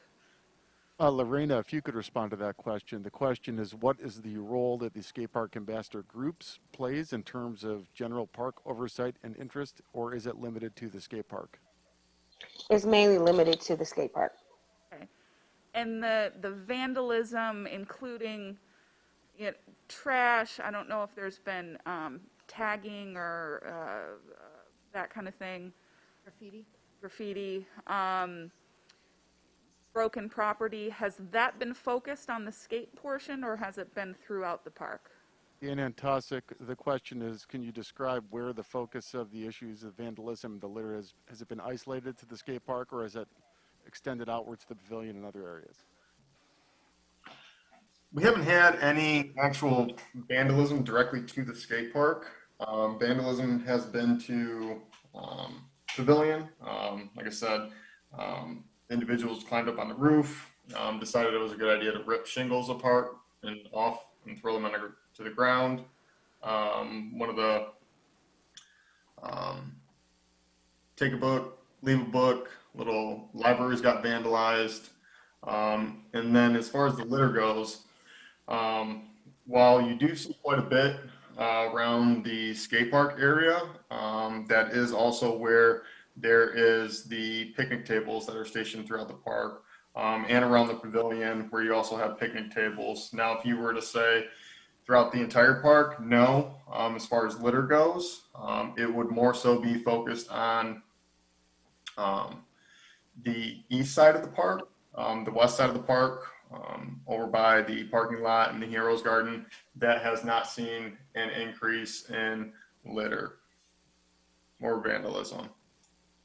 Thank you, Dan. And I guess this question is probably for you, Joe, but can you talk a little bit about what precise goals would the cameras achieve, in your opinion? Yeah, so not just my opinion, it's my expectation that I would convey to the other departments. Our primary goal is for the cameras to act as a deterrent. And so to be clear, we are less interested in a chain of custody on the prosecution, and I'm more interested in behavioral change. And if we had the resources to plant an actual physical body out there to manage that park, a park ranger, if you will, if we had the resources and the public health ability to do that right now, that would be an option that we would consider. But right now, if we are, I know for a fact our operations from the DPW is heading into leaf and snow season, and so our resources are going to be diverted away from the ability to reactively manage to this. So for me, the cameras represent a proactive solution that would be in compliance with the ordinance. So my intent would be for this to be covered under the camera ordinance that was adopted by council at the previous meeting. This would be an example of a short-term installation, which would be a 90-day installation period to solve a specific criminal element. That's per the ordinance. And if we were to expand that 90 days, it would require us to come back and then submit a report and a request for verification for that. What would be the feasibility of having either additional or, I guess, a more intentional crews of the perimeter in the regular police patrols? I'd hesitate to speak on their behalf, but I do know I can verify that the DPW approached them internally through communications and asked the chief what could be done or if it could be done to incorporate coverage of Geary Park into their general daily patrols. And it's my understanding that that has been done, and it's been done with an unmarked car as well. So they have stepped up. Trying to focus on my questions before turning to commentary. Have any alternatives been considered? I mean, short of razor wire or something really dramatic, is there anything that we can do structurally to make it harder to climb on that pavilion roof? I will. Internally, we haven't had those discussions for structural modifications, but Dan Antosik is our subject matter expert for Public Works. So Dan, is there anything that you've seen in your experience with other cities to reinforce the security of that pavilion structurally?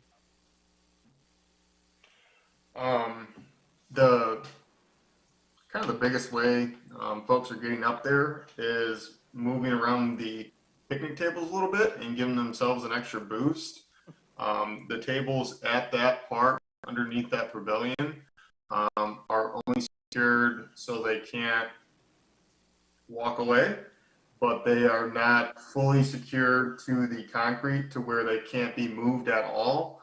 We recognize that is nice, and to kind of move stuff around to help with the social distancing purpose, or to help accommodate like a larger group that be partake in lunch. So, you know, an option that we could implement is just fully fastening down every single one of those picnic tables so they cannot be moved.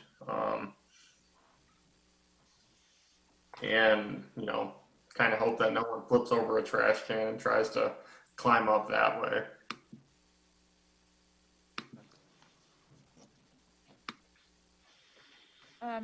Mayor, do you prefer that we do all questions first? Yes, please. Okay, I think that's it for my questions. I do have a couple questions.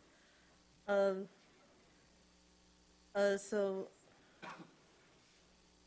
through the chair, one, have there been any new acts of vandalism since you, city manager, met with Councilmember James and myself to brief us on what was going on, first of all?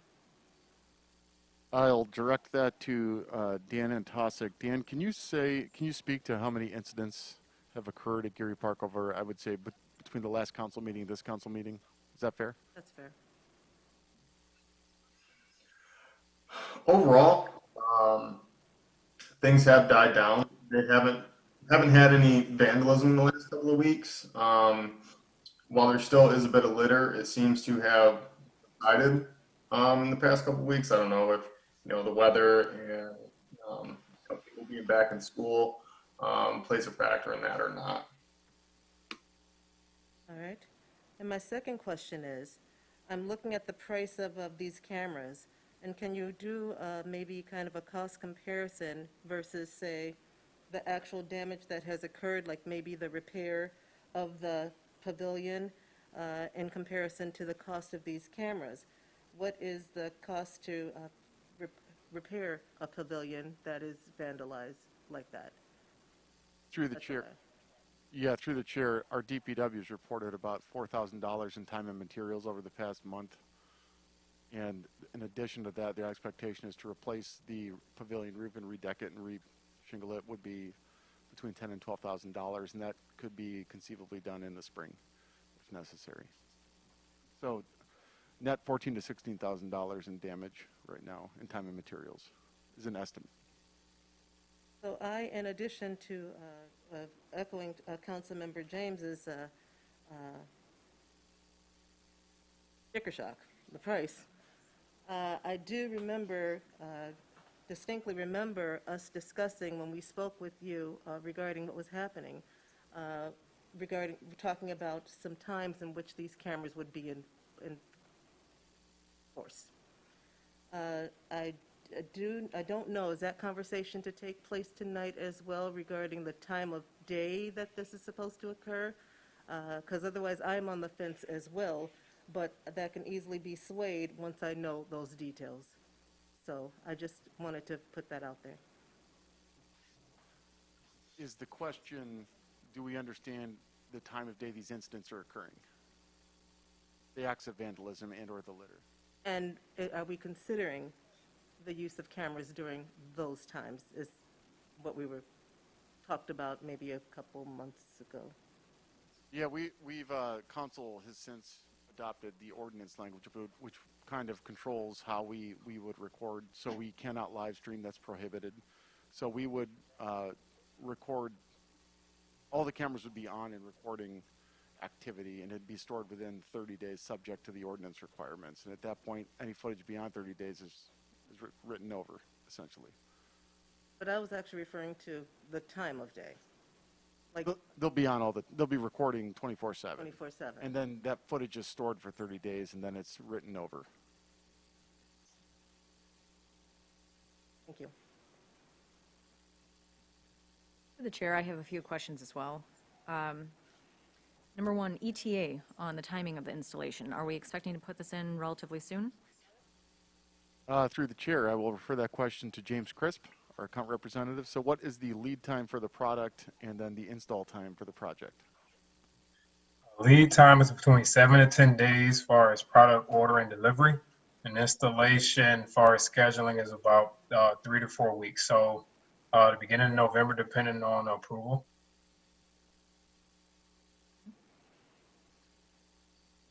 Additionally, how much funding is needed for the installation? I noticed that we have some items that weren't included that were supplied by others, such as concrete, power, painting, patching, fire inputs, poles, and cable. Is that all being supplied by DPW?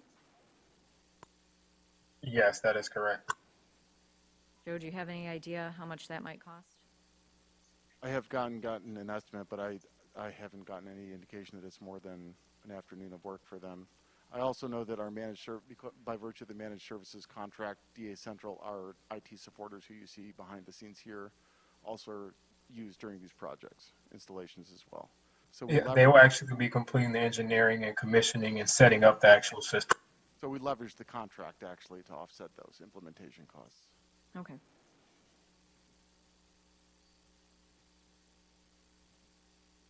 Any further questions, Councilman, at this time? I had a couple, Councilman Polly, do you have any? So the cameras would only be up for 90 days? That is the intent. And per the ordinance, if there was a persistent, if it didn't solve the problem, or we kept having issues and we kept recording issues and submitting them through the police, then I would have to come back, if it was my judgment, to recommend they go towards the long-term ordinance. That's another decision point for you at that time. Okay. Well, I guess I'm bumping into the 90 days relevancy because that's like $6,376 a month in technical costs for 90 days, and that seems exorbitant for crime deterrence for 90 days. And do we own the cameras, and can we repurpose them for elsewhere? Yes. Yeah, so and that is the intent, and that's also the benefit of having a uniform standard for access control, is we do have two other examples that come from mind. One, with the DOT coming up, we already have a phase 2 installation that was scheduled for next year's budget. It was cut from this year's budget, so they would be repurposed for that. They're also, we also have life cycle issues with some of the cameras, and so they could be entered into the life cycle improvement. Or we also had the conception of Martin Road Park and the consideration of cameras as part of that project, which I would strongly recommend per MIRMA, the Michigan Municipal Risk Management Association's recommendation. And so, yes, this would not be, I'm not concerned about inefficiency or waste here. We can and would repurpose. And then touching on your MIRMA, your Michigan Risk Management Association, I don't understand the world of municipal risk management, but for some reason we needed it for the DOT project. They're recommending it for the Martin Road Park splash pad, but for some reason the skate park doesn't apply, and I just don't understand why that is. Because, you know, we still own that asset, and it still is a risk. So do you have any insights there? Yeah, to be clear, I haven't asked the MIRMA for an opinion on the skate park. I first asked MIRMA for an opinion on the DOT, which was after the skate park. The skate park was installed last year. Okay. So that is something that now, because of the DOT and the level of investment, I decided it warranted just kind of an opinion from MIRMA. And so moving forward, I'm going to continue with that habit of any public facility that we're investing in. I would suspect if I asked MIRMA for an opinion on a skate park surveillance, they would favor towards that, because it's just, they view everything in terms of risk mitigation. And it's something that you can do to mitigate risk. In addition to that, they actually have created what's called a RAP grant, and MIRMA actually reimburses a third of capital costs for municipalities who do end up purchasing surveillance systems for public facilities. And so there's a mechanism to recoup a third of these costs as well, and the Assistant City Manager, Kyle Paulette, will be working with me to file for that grant application, should this be accepted. Yeah, I mean, that's the one part here that is risk assessment is, are you saving money down the road because of a lawsuit of some or payout, which are considerations what councils all the time have to take into consideration. And so, all right, that answers my question, so thank you for that. Are there any questions from council? I have one more question. So if our goal is to have the cameras act as a deterrent, why exactly would we be investing in cameras that require or that provide high detailed video images? The cameras would still be a tool to use as evidence, so Okay. the fidelity of those images would still be important. So would we take punitive action against some of these potential teens that are out there at the skate park? I would actually refer that. Dan Christ, are you available to kind of speak to how council could navigate, or how the community would navigate issues of youth vandalism on local public property? Because this is not the first time that's happened. So, Dan Christ, can you speak to that a little bit? Certainly, through the chair. While any destruction of public property is currently unlawful under the city's code of ordinances, when the parties involved are young individuals, there is diversionary approaches that are used at the district court for individuals that don't have prior criminal activities. That's often used in the 43rd District Court. It's authorized under the Homes Youthful Trainee Act, which allows for essentially a diversionary program to eliminate a criminal prosecution for a person that is charged, enters into a plea such that it would not go on that individual's permanent record. Now, that would not be something that is available for somebody if they have multiple issues where they have multiple prior adjudications where they've been found guilty. But typically, it is offered in the initial instance where there is not any prior criminal actions. Again, I think talking in generalities like that is tough, but that is a mechanism that is used in the 43rd District Court with youthful offenders.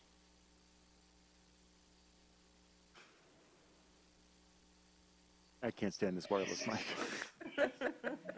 All right, turn it back on. So thank you, Dan. And I would also use this opportunity to refer to one of the other items the council approved on the consent agenda, which is our annual submittal to the Ferndale Youth Assistance, which has the sole purpose of supporting diversion as a tactic for any youthful discretion. So that mission is very much clear and bought into by us, and I think that we reflect that in how we would handle these. Again, my goal would be, I think the term you used is restorative justice. So my interest primarily is if you rip the shingles off and rip the decking, you're going to help fix the decking and fix the shingles, and hopefully habits change. That's our primary goal, right, is behavior and celebrating the inclusiveness and the integrity of the park. That's really the goal here for any public park and public space.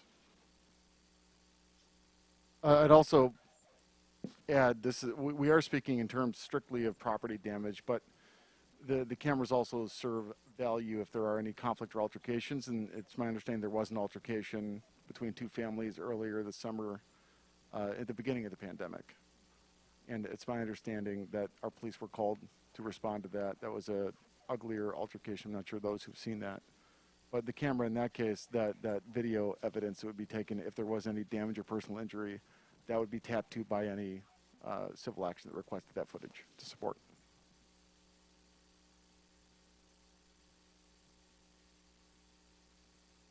Are there any other further questions of council?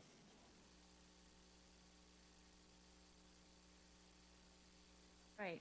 If there's no other questions, we would need a motion to proceed in order to deliberate. Is it appropriate to provide a little bit of comment at this time? Usually we pass a motion and then do commentary. Okay. That's typically been the way. I move to approve the camera installation by DA Central in the amount of $19,128.28. The expense to be charged to the general fund cameras and security, account number 101-179-977.120, as submitted by the DPW Deputy Director.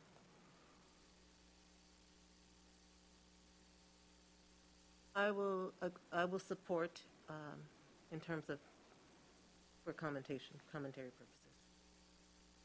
Okay, we have a motion on the floor. And we would like to make a comment. Councilman Polika, you have yet to speak tonight. So I know that my views and opinions are different from other people's, and I respect other people's views and opinions. I support cameras in public places because ultimately, if you're not breaking a law, what is there to fear? I know we like to think that we live in a Mayberry-type town, but we don't live in a Mayberry-type world.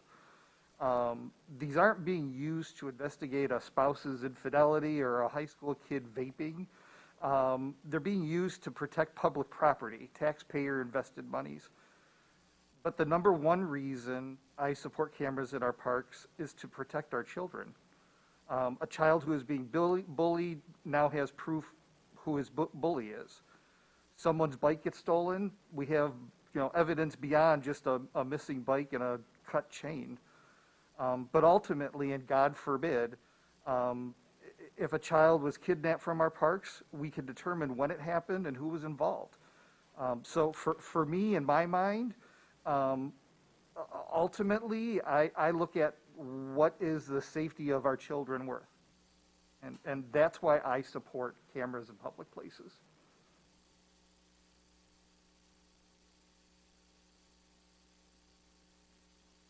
I'll go next. And thank you, Councilman Pollock. I appreciate your candor.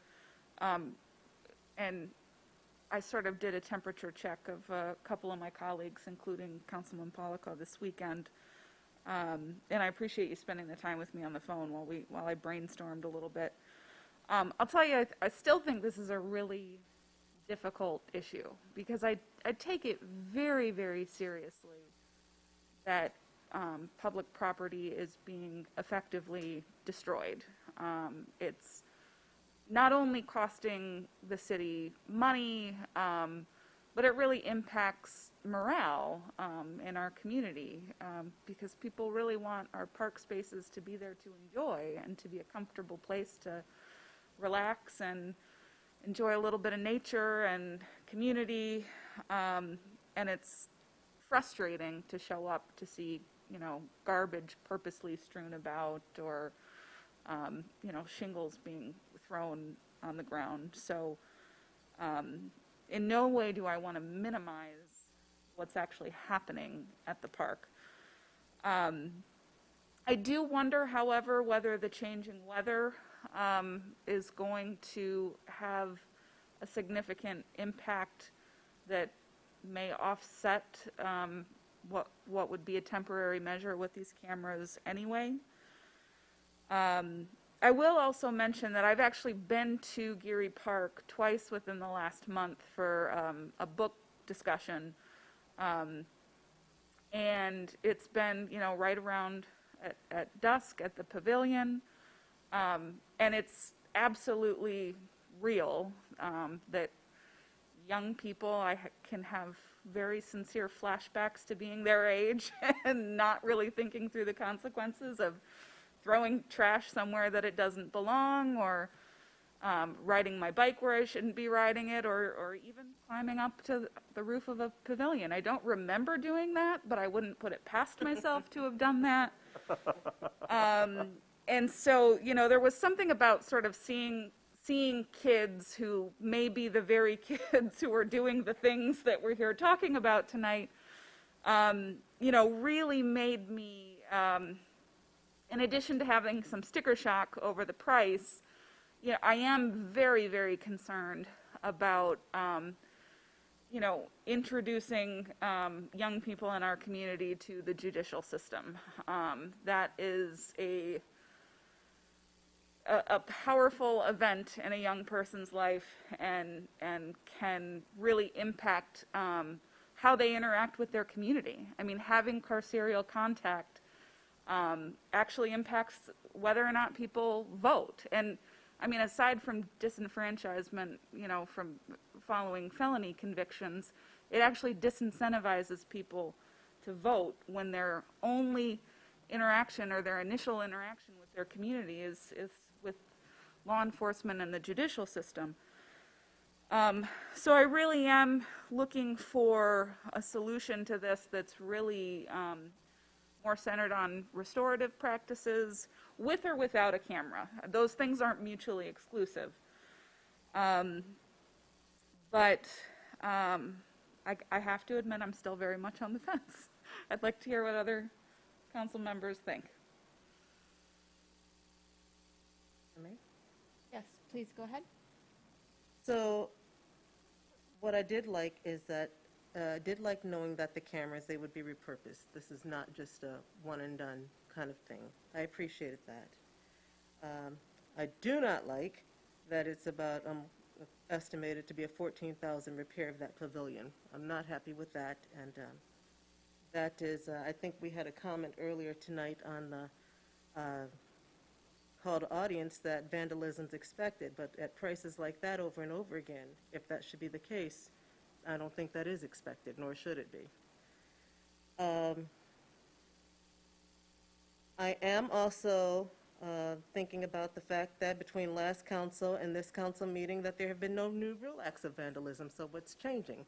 Is it the more patrolling? Is it, what's making the difference? So I am not for certain that this is an expense that we need at this time for this problem, only because there have not been any new real acts. And again, I think it was mentioned regarding the weather changing. I don't know what's going to happen. But is this an expense that we need to handle right now when things seem to have calmed down a little bit, is my question. So I need further clarification from my council members as well before I make my final decision. Okay, well. We're just going down the line. Democracy at work here. Yes. So again, I always have sticker shock. Everything that's municipal costs a fortune, and it's terrifying to me when I see that price tag. And I started questioning, again, our timing. That's why I asked about the ETA of the timing of the installation, our lead time, 3 to 4 weeks for an install, putting us at mid-November. We know through statistics, there's a 2001 study on reducing racial disparities in juvenile detention. It's by the Annie E. Casey Foundation. And it shows that millions of young people across race, across social classes, engage in these types of activities, meaning vandalism, bicycle theft, breaking into unlocked cars, and crimes of opportunity. And they do it in the summer. So crime spikes in the summer. There's a seasonal shift in the type of criminal acts that we see committed. That is when we see the majority of this. And it has been a really stupid, boring, weird year. And these kids haven't had anywhere to go. They haven't had anything to do except maybe hang out at the skate park. They've discovered that they can move a picnic table over to the edge of the pavilion and climb up like a raccoon and rip some shingles off. And I feel for them because I was also a little bit of a miscreant in my youth and maybe part of my adulthood. And I don't like cameras, and I like the idea of privacy. And if I thought that the cameras were going to be a cost-effective deterrent, I would probably be more on board with this. But I think we could probably explore other kinds of deterrents first. For instance, just putting up a sign on the pavilion that says, anyone who damages the pavilion will be prosecuted, just as a deterrent, just to let them know that they are being watched. We could potentially use U-bolts in the concrete to temporarily keep the picnic tables in place so that they can't be dragged over to the edge. And that's an effective way to make sure they can't shimmy up there as easily as they did in the past. You know, things like that, the $12,000 in roof damages, if I thought that $12,000 was just from them ripping the shingles off, that would be one thing, but that's a full roof replace, including underlayment, as far as I can tell. And it may have been triggered by the fact that some shingles were ripped off and that the underlayment was damaged. But that is a brand new roof, and I don't think that we can attribute that full item to the kids doing the thing with the roof. So that said, I'm just not comfortable with it. We're also talking about a 90-day window here in the winter. We're talking about 90 days like it's just going to be 90 days, but a lot of our conversation has centered around this becoming something that's ongoing so that we can protect the kids and we can protect the park and we can make sure that we don't have liability issues. And the last thing that I want is to pass something like this and remove all privacy and the ability to enjoy yourself and not feel like you're being watched and recorded in our park system, because I know myself, I go to Geary Park all the time, and I wouldn't want to be recorded. So I guess that's my stance on it. I'm still not comfortable with it. I still don't like the price tag, and I still feel uncomfortable with privacy issues.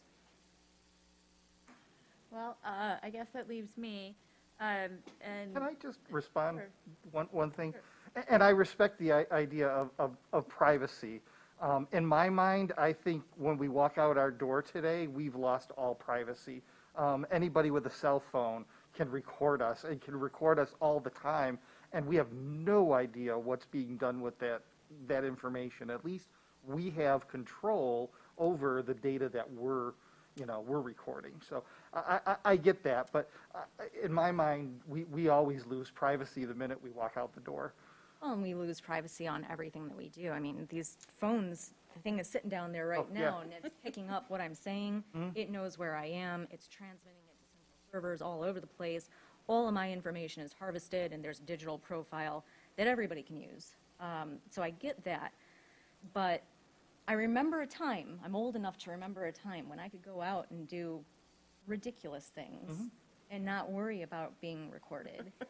And the idea of having police be able to access my ridiculous things that I did, that's where it makes me a little bit more uncomfortable than, just some random person who records me being a fool and puts me on YouTube. That's embarrassing, but it's not something that could be punitive based on whatever dumb teenage thing I did.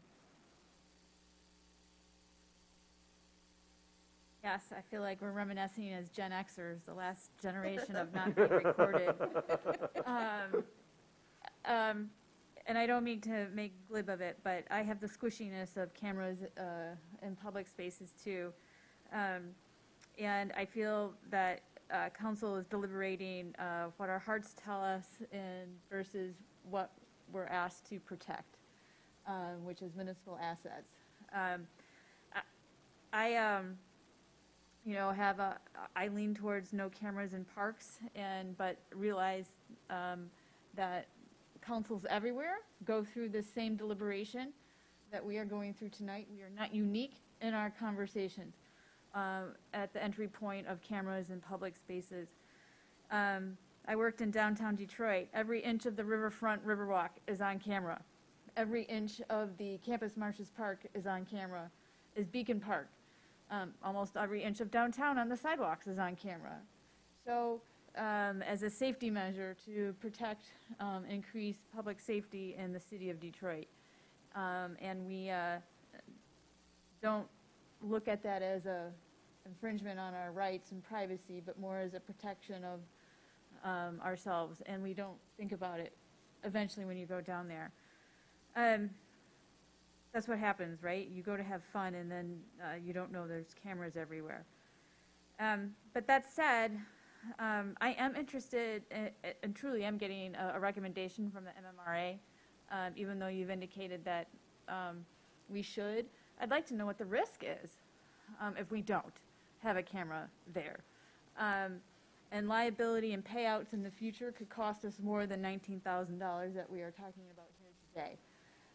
At the end of the day, we're balancing privacy rights as well as protecting municipal funding and taxpayer dollars, which can be in conflict when your heart is telling you something different, right?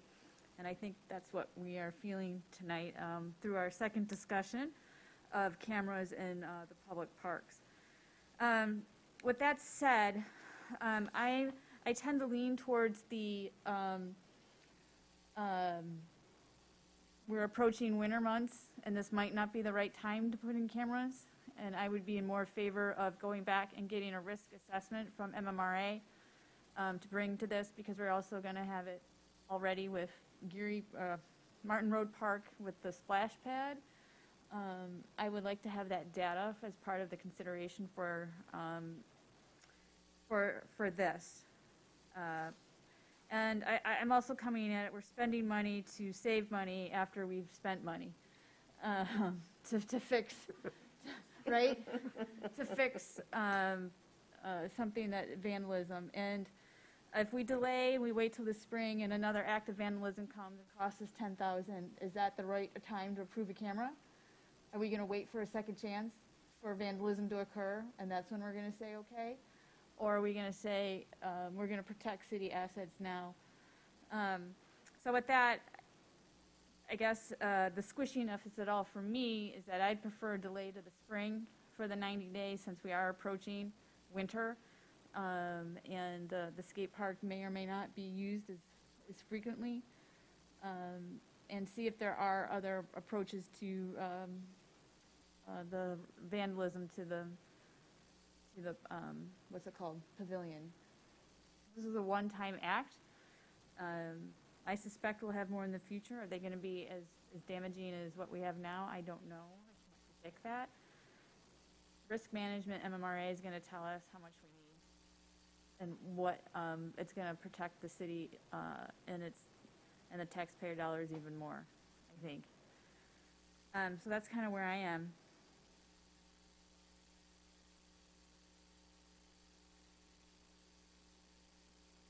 So that means we have a motion on the table, and it's been supported, so we need to have roll call. Clerk. Mayor Pro Tem Leaks May. No. Councilmember Mikulski? No. Councilmember Polika? Yes. Councilmember James? No. And Mayor Piana? No. So what I recommend to staff is that just because we vote now no, this is a one-time for each park incident, which is what our ordinance has been written to do, to give council the leeway to take one incident at a time with this. And I think this is going to be an ongoing conversation, and rightly so, because we designed the ordinance to be that way.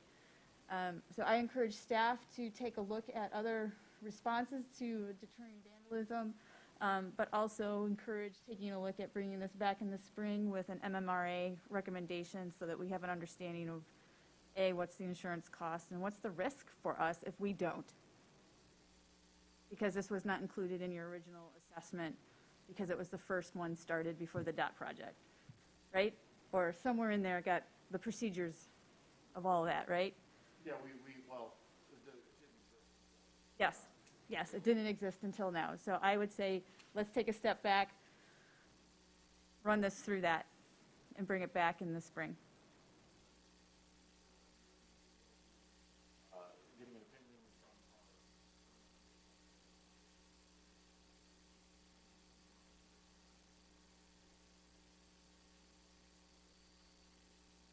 Yes. possibilities through the sign shop. Joe, we can't hear you. Oh, no. It was off the whole time? Just say everything again, Joe. I'll have to remember. What did I say? So, through the chair, what I heard you say for the second time, we will be obtaining a risk management position of opinion from Irma, our representative. We will continue to monitor activities of litter and vandalism and record those so that we do establish a more data-driven record for you as well. And we will, based on that evidence, that will inform whether we come back for a recommendation in the spring when the weather turns good again. And Ned Stark is upset because winter has ended. We will revisit it then. In addition, we will also explore some deterrent opportunities through the DPW sign shop through signage and test how effective that is as well. Yes. I would add outreach opportunities too. I'm happy to help with that. Through the park board, Lorena will continue to do so with the ambassador group as well. With that said, and I appreciate all of the due diligence by staff to get us to this point today in your research for the technical side as well as the engagement side with the ambassador group. But I think I'm interested in more engagement from the residents. But I also caution council, just because we were folios when we were young kids doesn't mean that, and we got away with it. This is different times, different era, and our past, as free as it may have been, that's not the reality in which we live now. So I just caution you from bringing your past into the future. Did I just say that? Okay, with that, onward and upward. Next, that concludes the regular agenda for tonight. And next is called a council. And Joe leads this with all of the directors. And I'll let you take it away. And I'm going to step away for... Thank you, Mayor. I will begin with Dan Antosik, our Deputy DPW Director, here to talk about leaf season. It is that time of year again, folks. So beginning next week, we will start curbside leaf pickup. We will be doing the entire city next week and the following week. And in the month of November, that is when we will start jumping back and forth across Woodward from the west side to the east side. You can find the schedule. It's recently been posted on our Facebook page. You can go to the DPW's webpage on the city's website, click on leaf collection, and the schedule is posted there. And if you want to just give us a call and ask us what's going on, you can do that too. That's all tonight from DPW. Thank you, Dan. Next, we have Fire Chief Jack Pesha to talk about seasonal fire warnings, it sounds like. Good evening, Mayor and Council. To follow what Dan Antosik was saying, the Deputy Director, about leaf pickup, I wanted to give an important message that the Fire Marshal asked me to pass on, and that is that residents should not park on leaves in the street. So we get several car fires a year from residents and people parking on piles of leaves in the street or in their driveway. The catalytic converter and the exhaust systems can become very, very hot, which starts a fire from the dried leaves.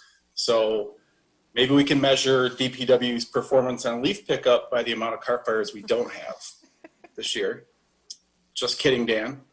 And also, we want to let people know, fall is fast approaching and it's burn pit weather and everything. And if you're going to have a burn pit in the city of Ferndale, you need to apply for a permit on ferndalemi.gov. And it's $25 if you're approved, a one-time charge. The fire marshal or inspector will come out and measure, and you can burn wood only. And I hope everyone has a safe holiday, or not holiday, a safe fall, autumn season. Thank you. Thank you, Chief. Next, we have our city clerk, in-house city clerk, Marty McGrath. Yes, thank you. I just wanted to give an update tonight about the upcoming election. So just a note that voters can register up to and on election day now with the changes made in 2018. Absentee ballots are available up until 4 p.m. on November 2nd. And for folks who register on election day or need to prove their address, they can still vote by absentee here in City Hall with us. Just by the numbers, right now we have 8,335 absentee ballots issued, and 2,926 of them have been returned. So that's about 35%, which is great. There were a couple of groups over the weekend who had drop off your ballot days, and we are having one ourselves on Thursday. I do have an event for it in the city's Facebook page, and we're encouraging folks to drop their ballot either in City Hall or the community center drop boxes. And so why October 15th, people may ask. Well, processing the absentee ballots does take time, so we want to make sure that there's plenty of time for folks to be contacted if there's a discrepancy with their signature or some other thing that they need to know. And if folks are mailing their ballots and do it on October 15th, that still gives us a couple weeks to get back to us. So we are requesting folks to come on and drop in the drop box. We had one day last week where between noon and 4 p.m., we had 750 ballots dropped in our drop box out front. So we are checking them often, so come on in. I also want to thank Lena and Summer from the DDA for kindly offering use of the DDA office for our election services for the next 3 weeks until the election. So that will help keep the lobby clear upstairs and promote more social distancing and give folks more options. So if you're coming for elections, come on downstairs. And also have a Facebook event for our 6 dates for drive-through voting. So we're doing that Tuesday and Wednesday, October 20th and 21st. Also 27th and 28th from 5 to 7 p.m. and Saturday and Sunday, October 24th and 25th from 12 to 2 for the folks who can't get into City Hall to see us. And that's all I have this evening. Thank you. Thank you very much, Marty. Next we have, oops, I lost my spot. One moment,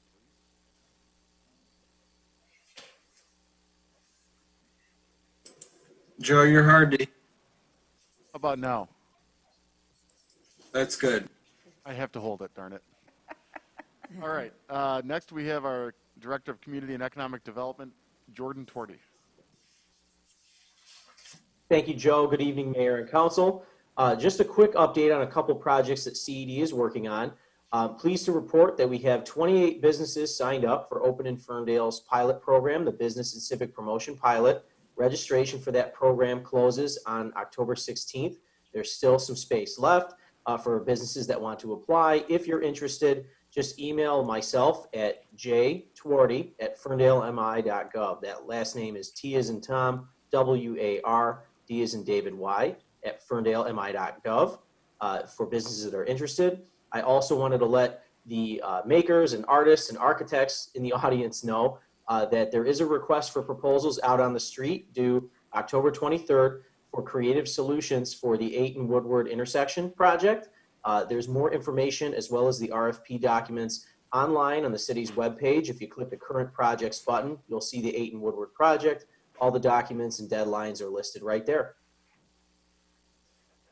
Thank you, sir. Next, we have Emmanuel Johnson to speak on behalf of the Parks and Recreation Department. Good evening, Mayor and Council. Just a quick update on some Parks and Recreation activities that we got going on. So on Friday, 24 randomly selected Ferndale families will receive a special introductory bag as part of our You've Been Booed program. They will be delivered to their home, and the bags will contain candy, small trinkets, signage to place in your window or door, and instructions on how to pay it forward to a fellow Ferndale family.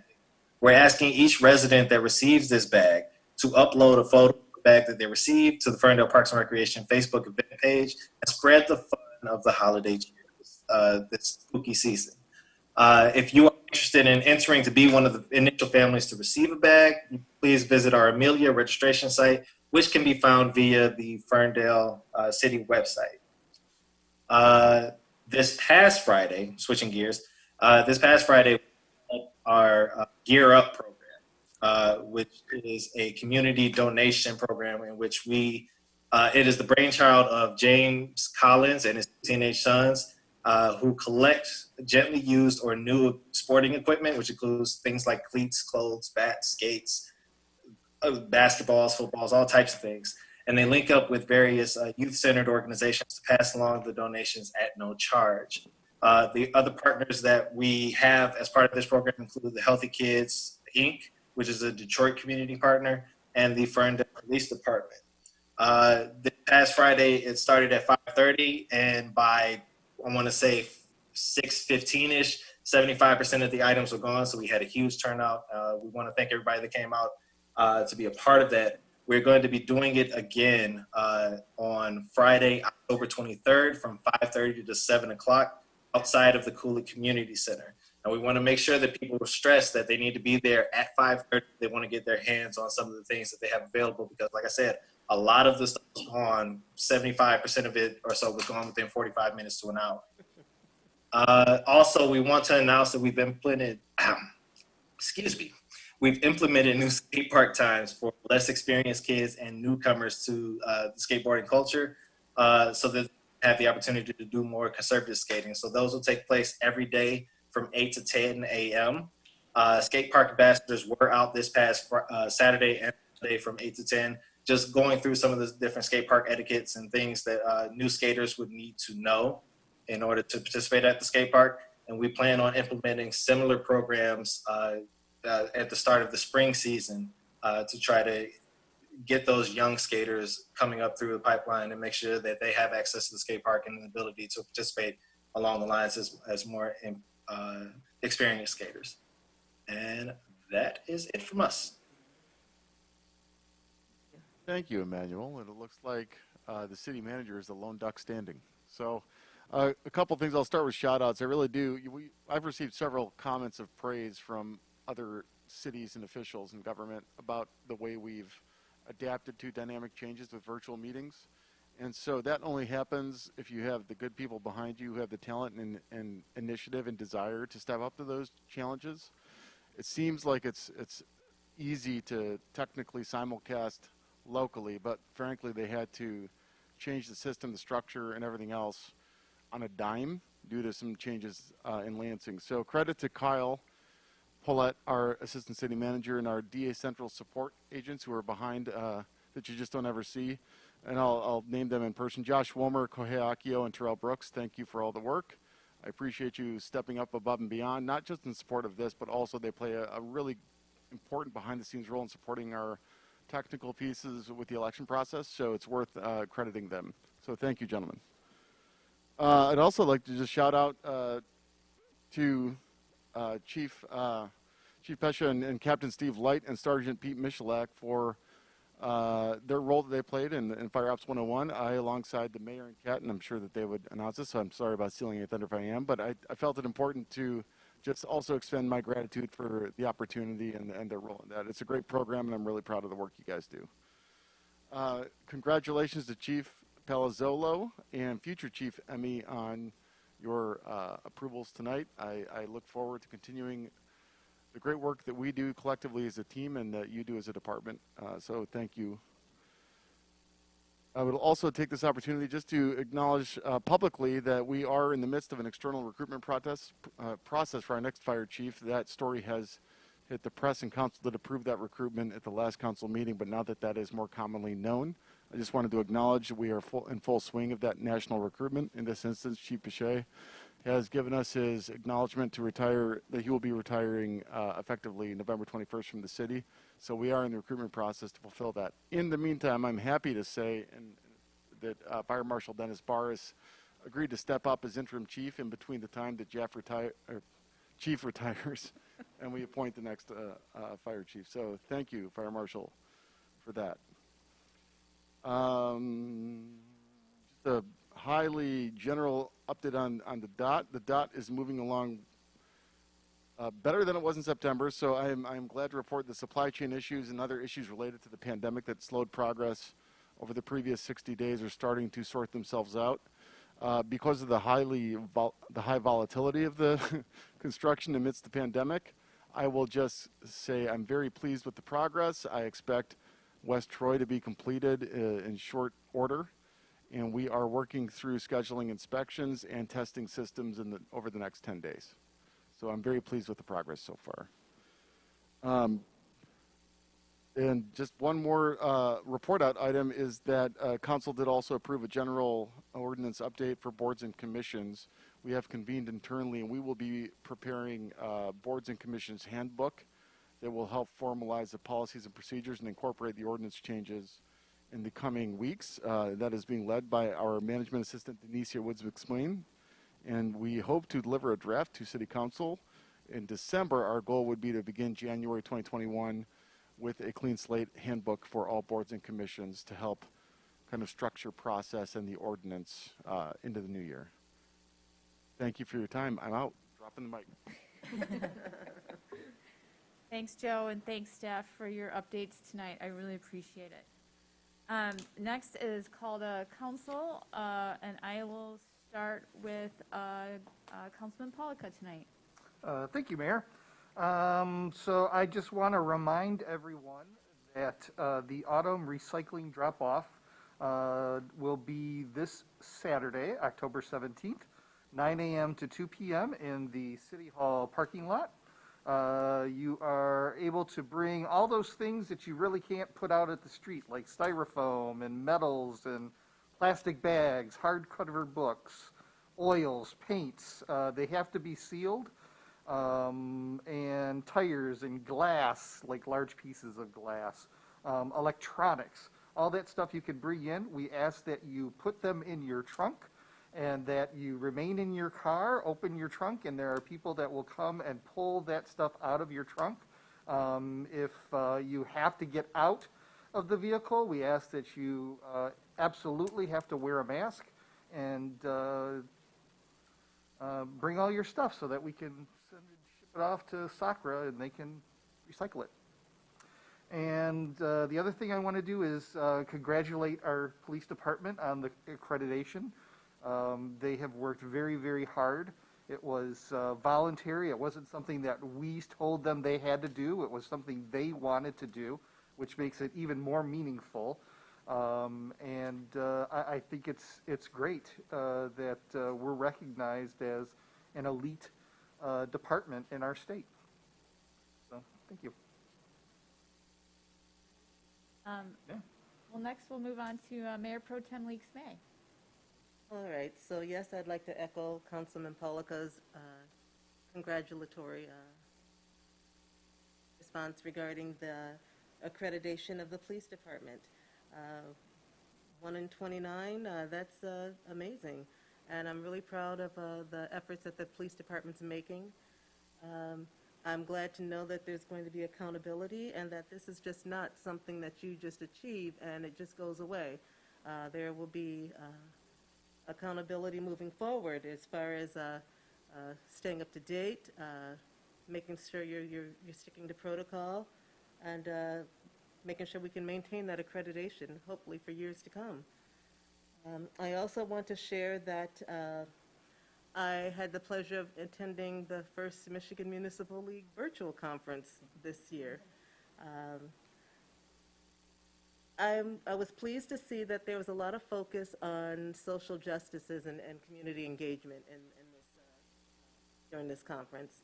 And I've walked away with some ideas that I hope to share at a later date. I'd like to formulate my thoughts regarding that, and I like that term now. I think it was yours, Council Member James. Check the pulse of the city before I bring it forth.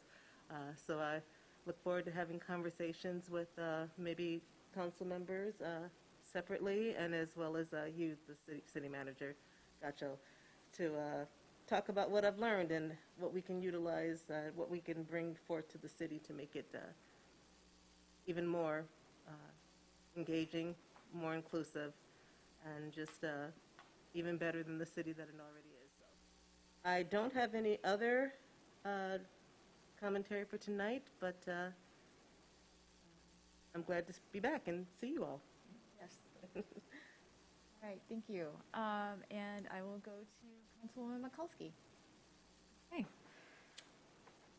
Just a few things tonight. So October is Fire Safety Awareness Month, and I am the sort of person that is terrified of fire. So I have been paying attention to the things that our Ferndale Fire Department have been putting out. I wanted to remind people that there are 10-year worry-free kitty smoke alarms available through our fire department. You need to call 248-546-2510 and let them know that you're calling about getting a free smoke detector. If you're comfortable with it, they'll even do a 25-minute fire safety inspection of your home and install the smoke detectors for you. So it's a huge value to anybody in the community. Additionally, I was able to attend a CERT meeting in the month of October where we went over the basics of putting out fires with fire extinguishers. It was fantastic. I'd never actually used a fire extinguisher. As a paranoid person, I have them all over my house. Never used it, was happy to use it. It's very easy.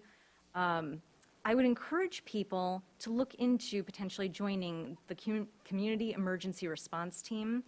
That would be CERT for short. It's a great way of getting a sort of an education in what our fire department and what our emergency services do in the city, how we handle, disaster medical operations, how team organization works within their department, how search and rescue works, as well as just general fire safety. If you are interested in that, you would have to search on the ferndalemi.gov website within the search bar, look for Community Emergency Response, and you can contact the fire department by using the email address FerndaleCERT, so that's Ferndale CERT, at ferndalefirerescue.org if you're interested in becoming a member. And last but not least, the Ferndale Fire Department is doing a breast cancer awareness t-shirt sale. They've teamed up with Shades of Pink, a local nonprofit organization that helps breast cancer patients. It's a fantastic organization. It helps with medical expenses if you've been diagnosed with breast cancer and are undergoing all that. If you are interested in getting one of these t-shirts, they They are available Monday through Saturday during the month of October, 9 a.m. to 5 p.m. You have to go to the Ferndale Fire Station number 1. It's 1635 Livernois, so big fire station over there on Livernois, just south of 9 Mile. Please wear a mask. Shirts are $20 each, cash only. And that is all from me tonight. Thank you very much. And Councilwoman James.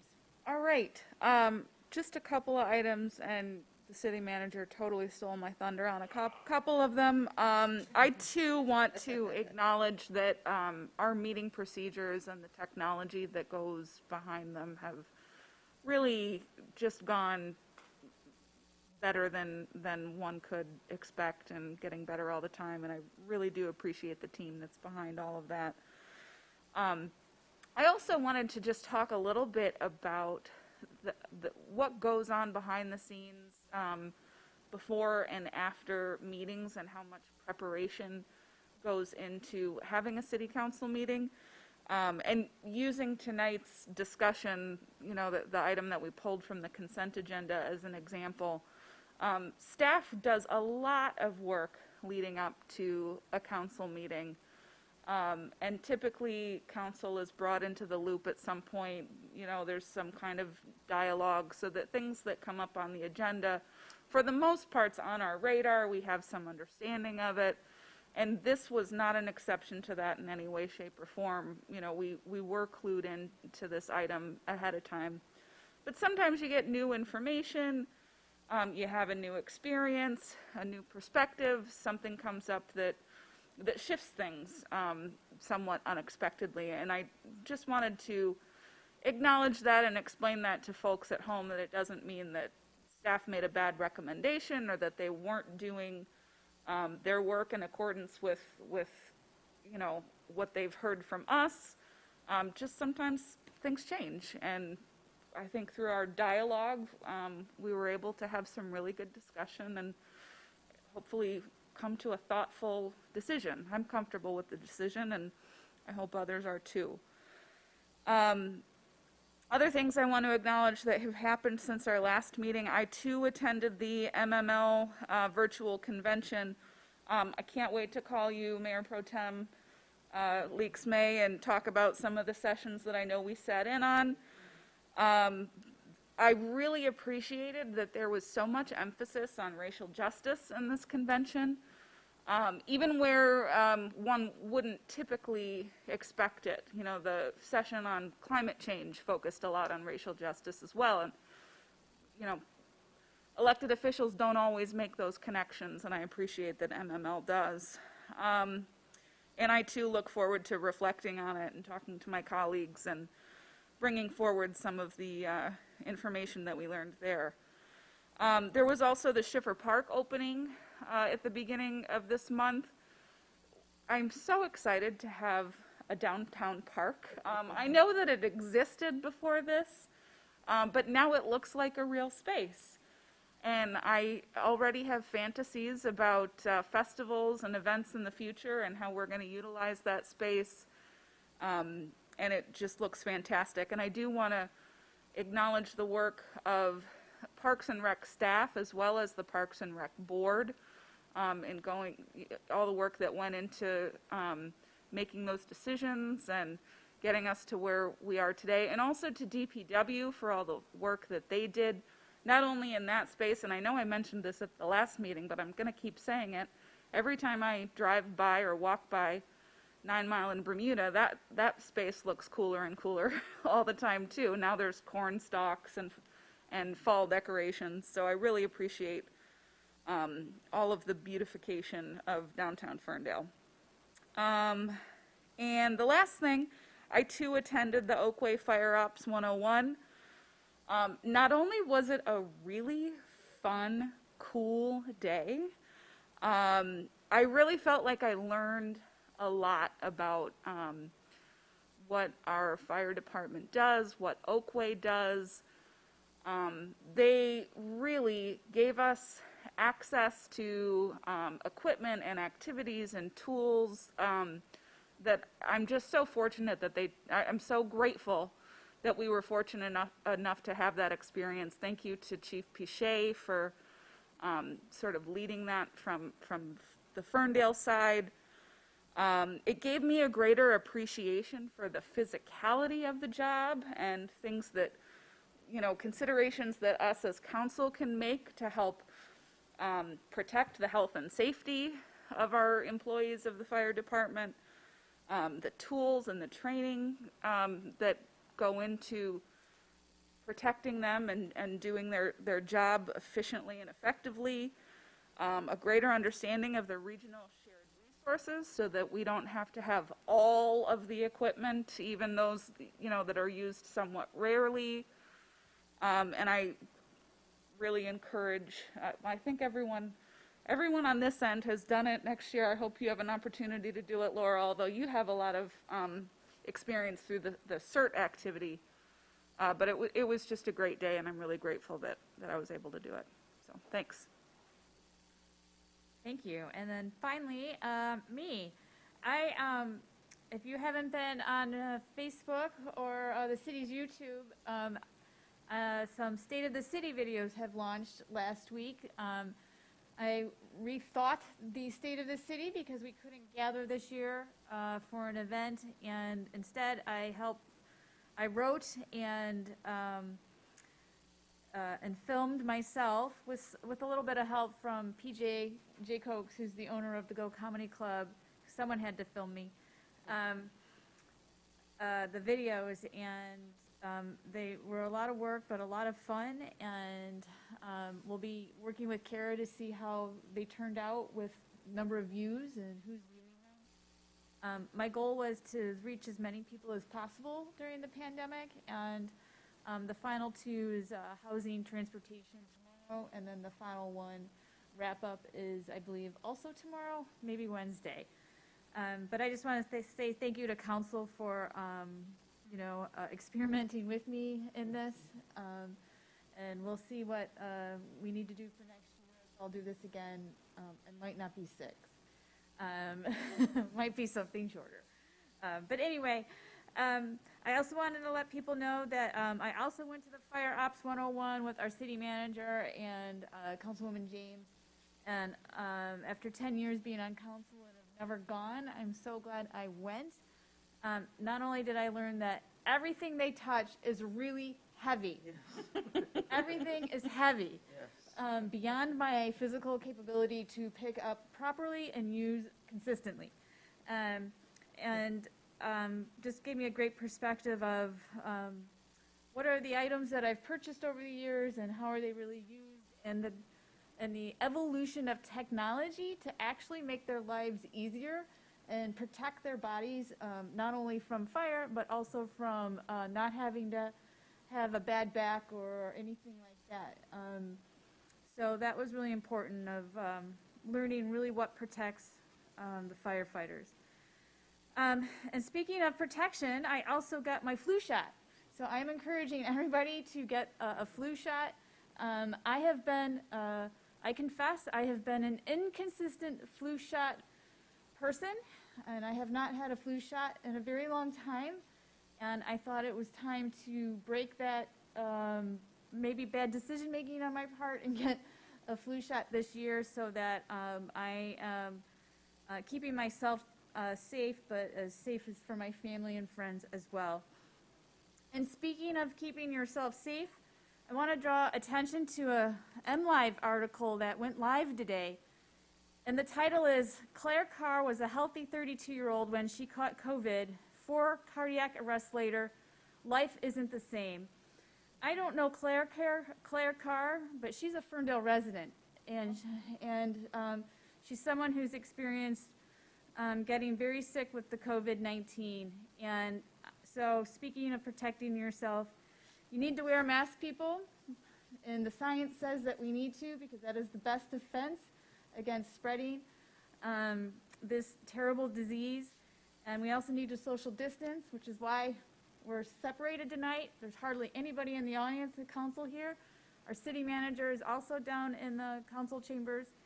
So we are doing what we can to protect ourselves, and I implore you to remain diligent as we go into the flu season, into the cold season, This is where they talked about the second wave of getting COVID, and we're approaching that time. And I know we are all learned how to live with the pandemic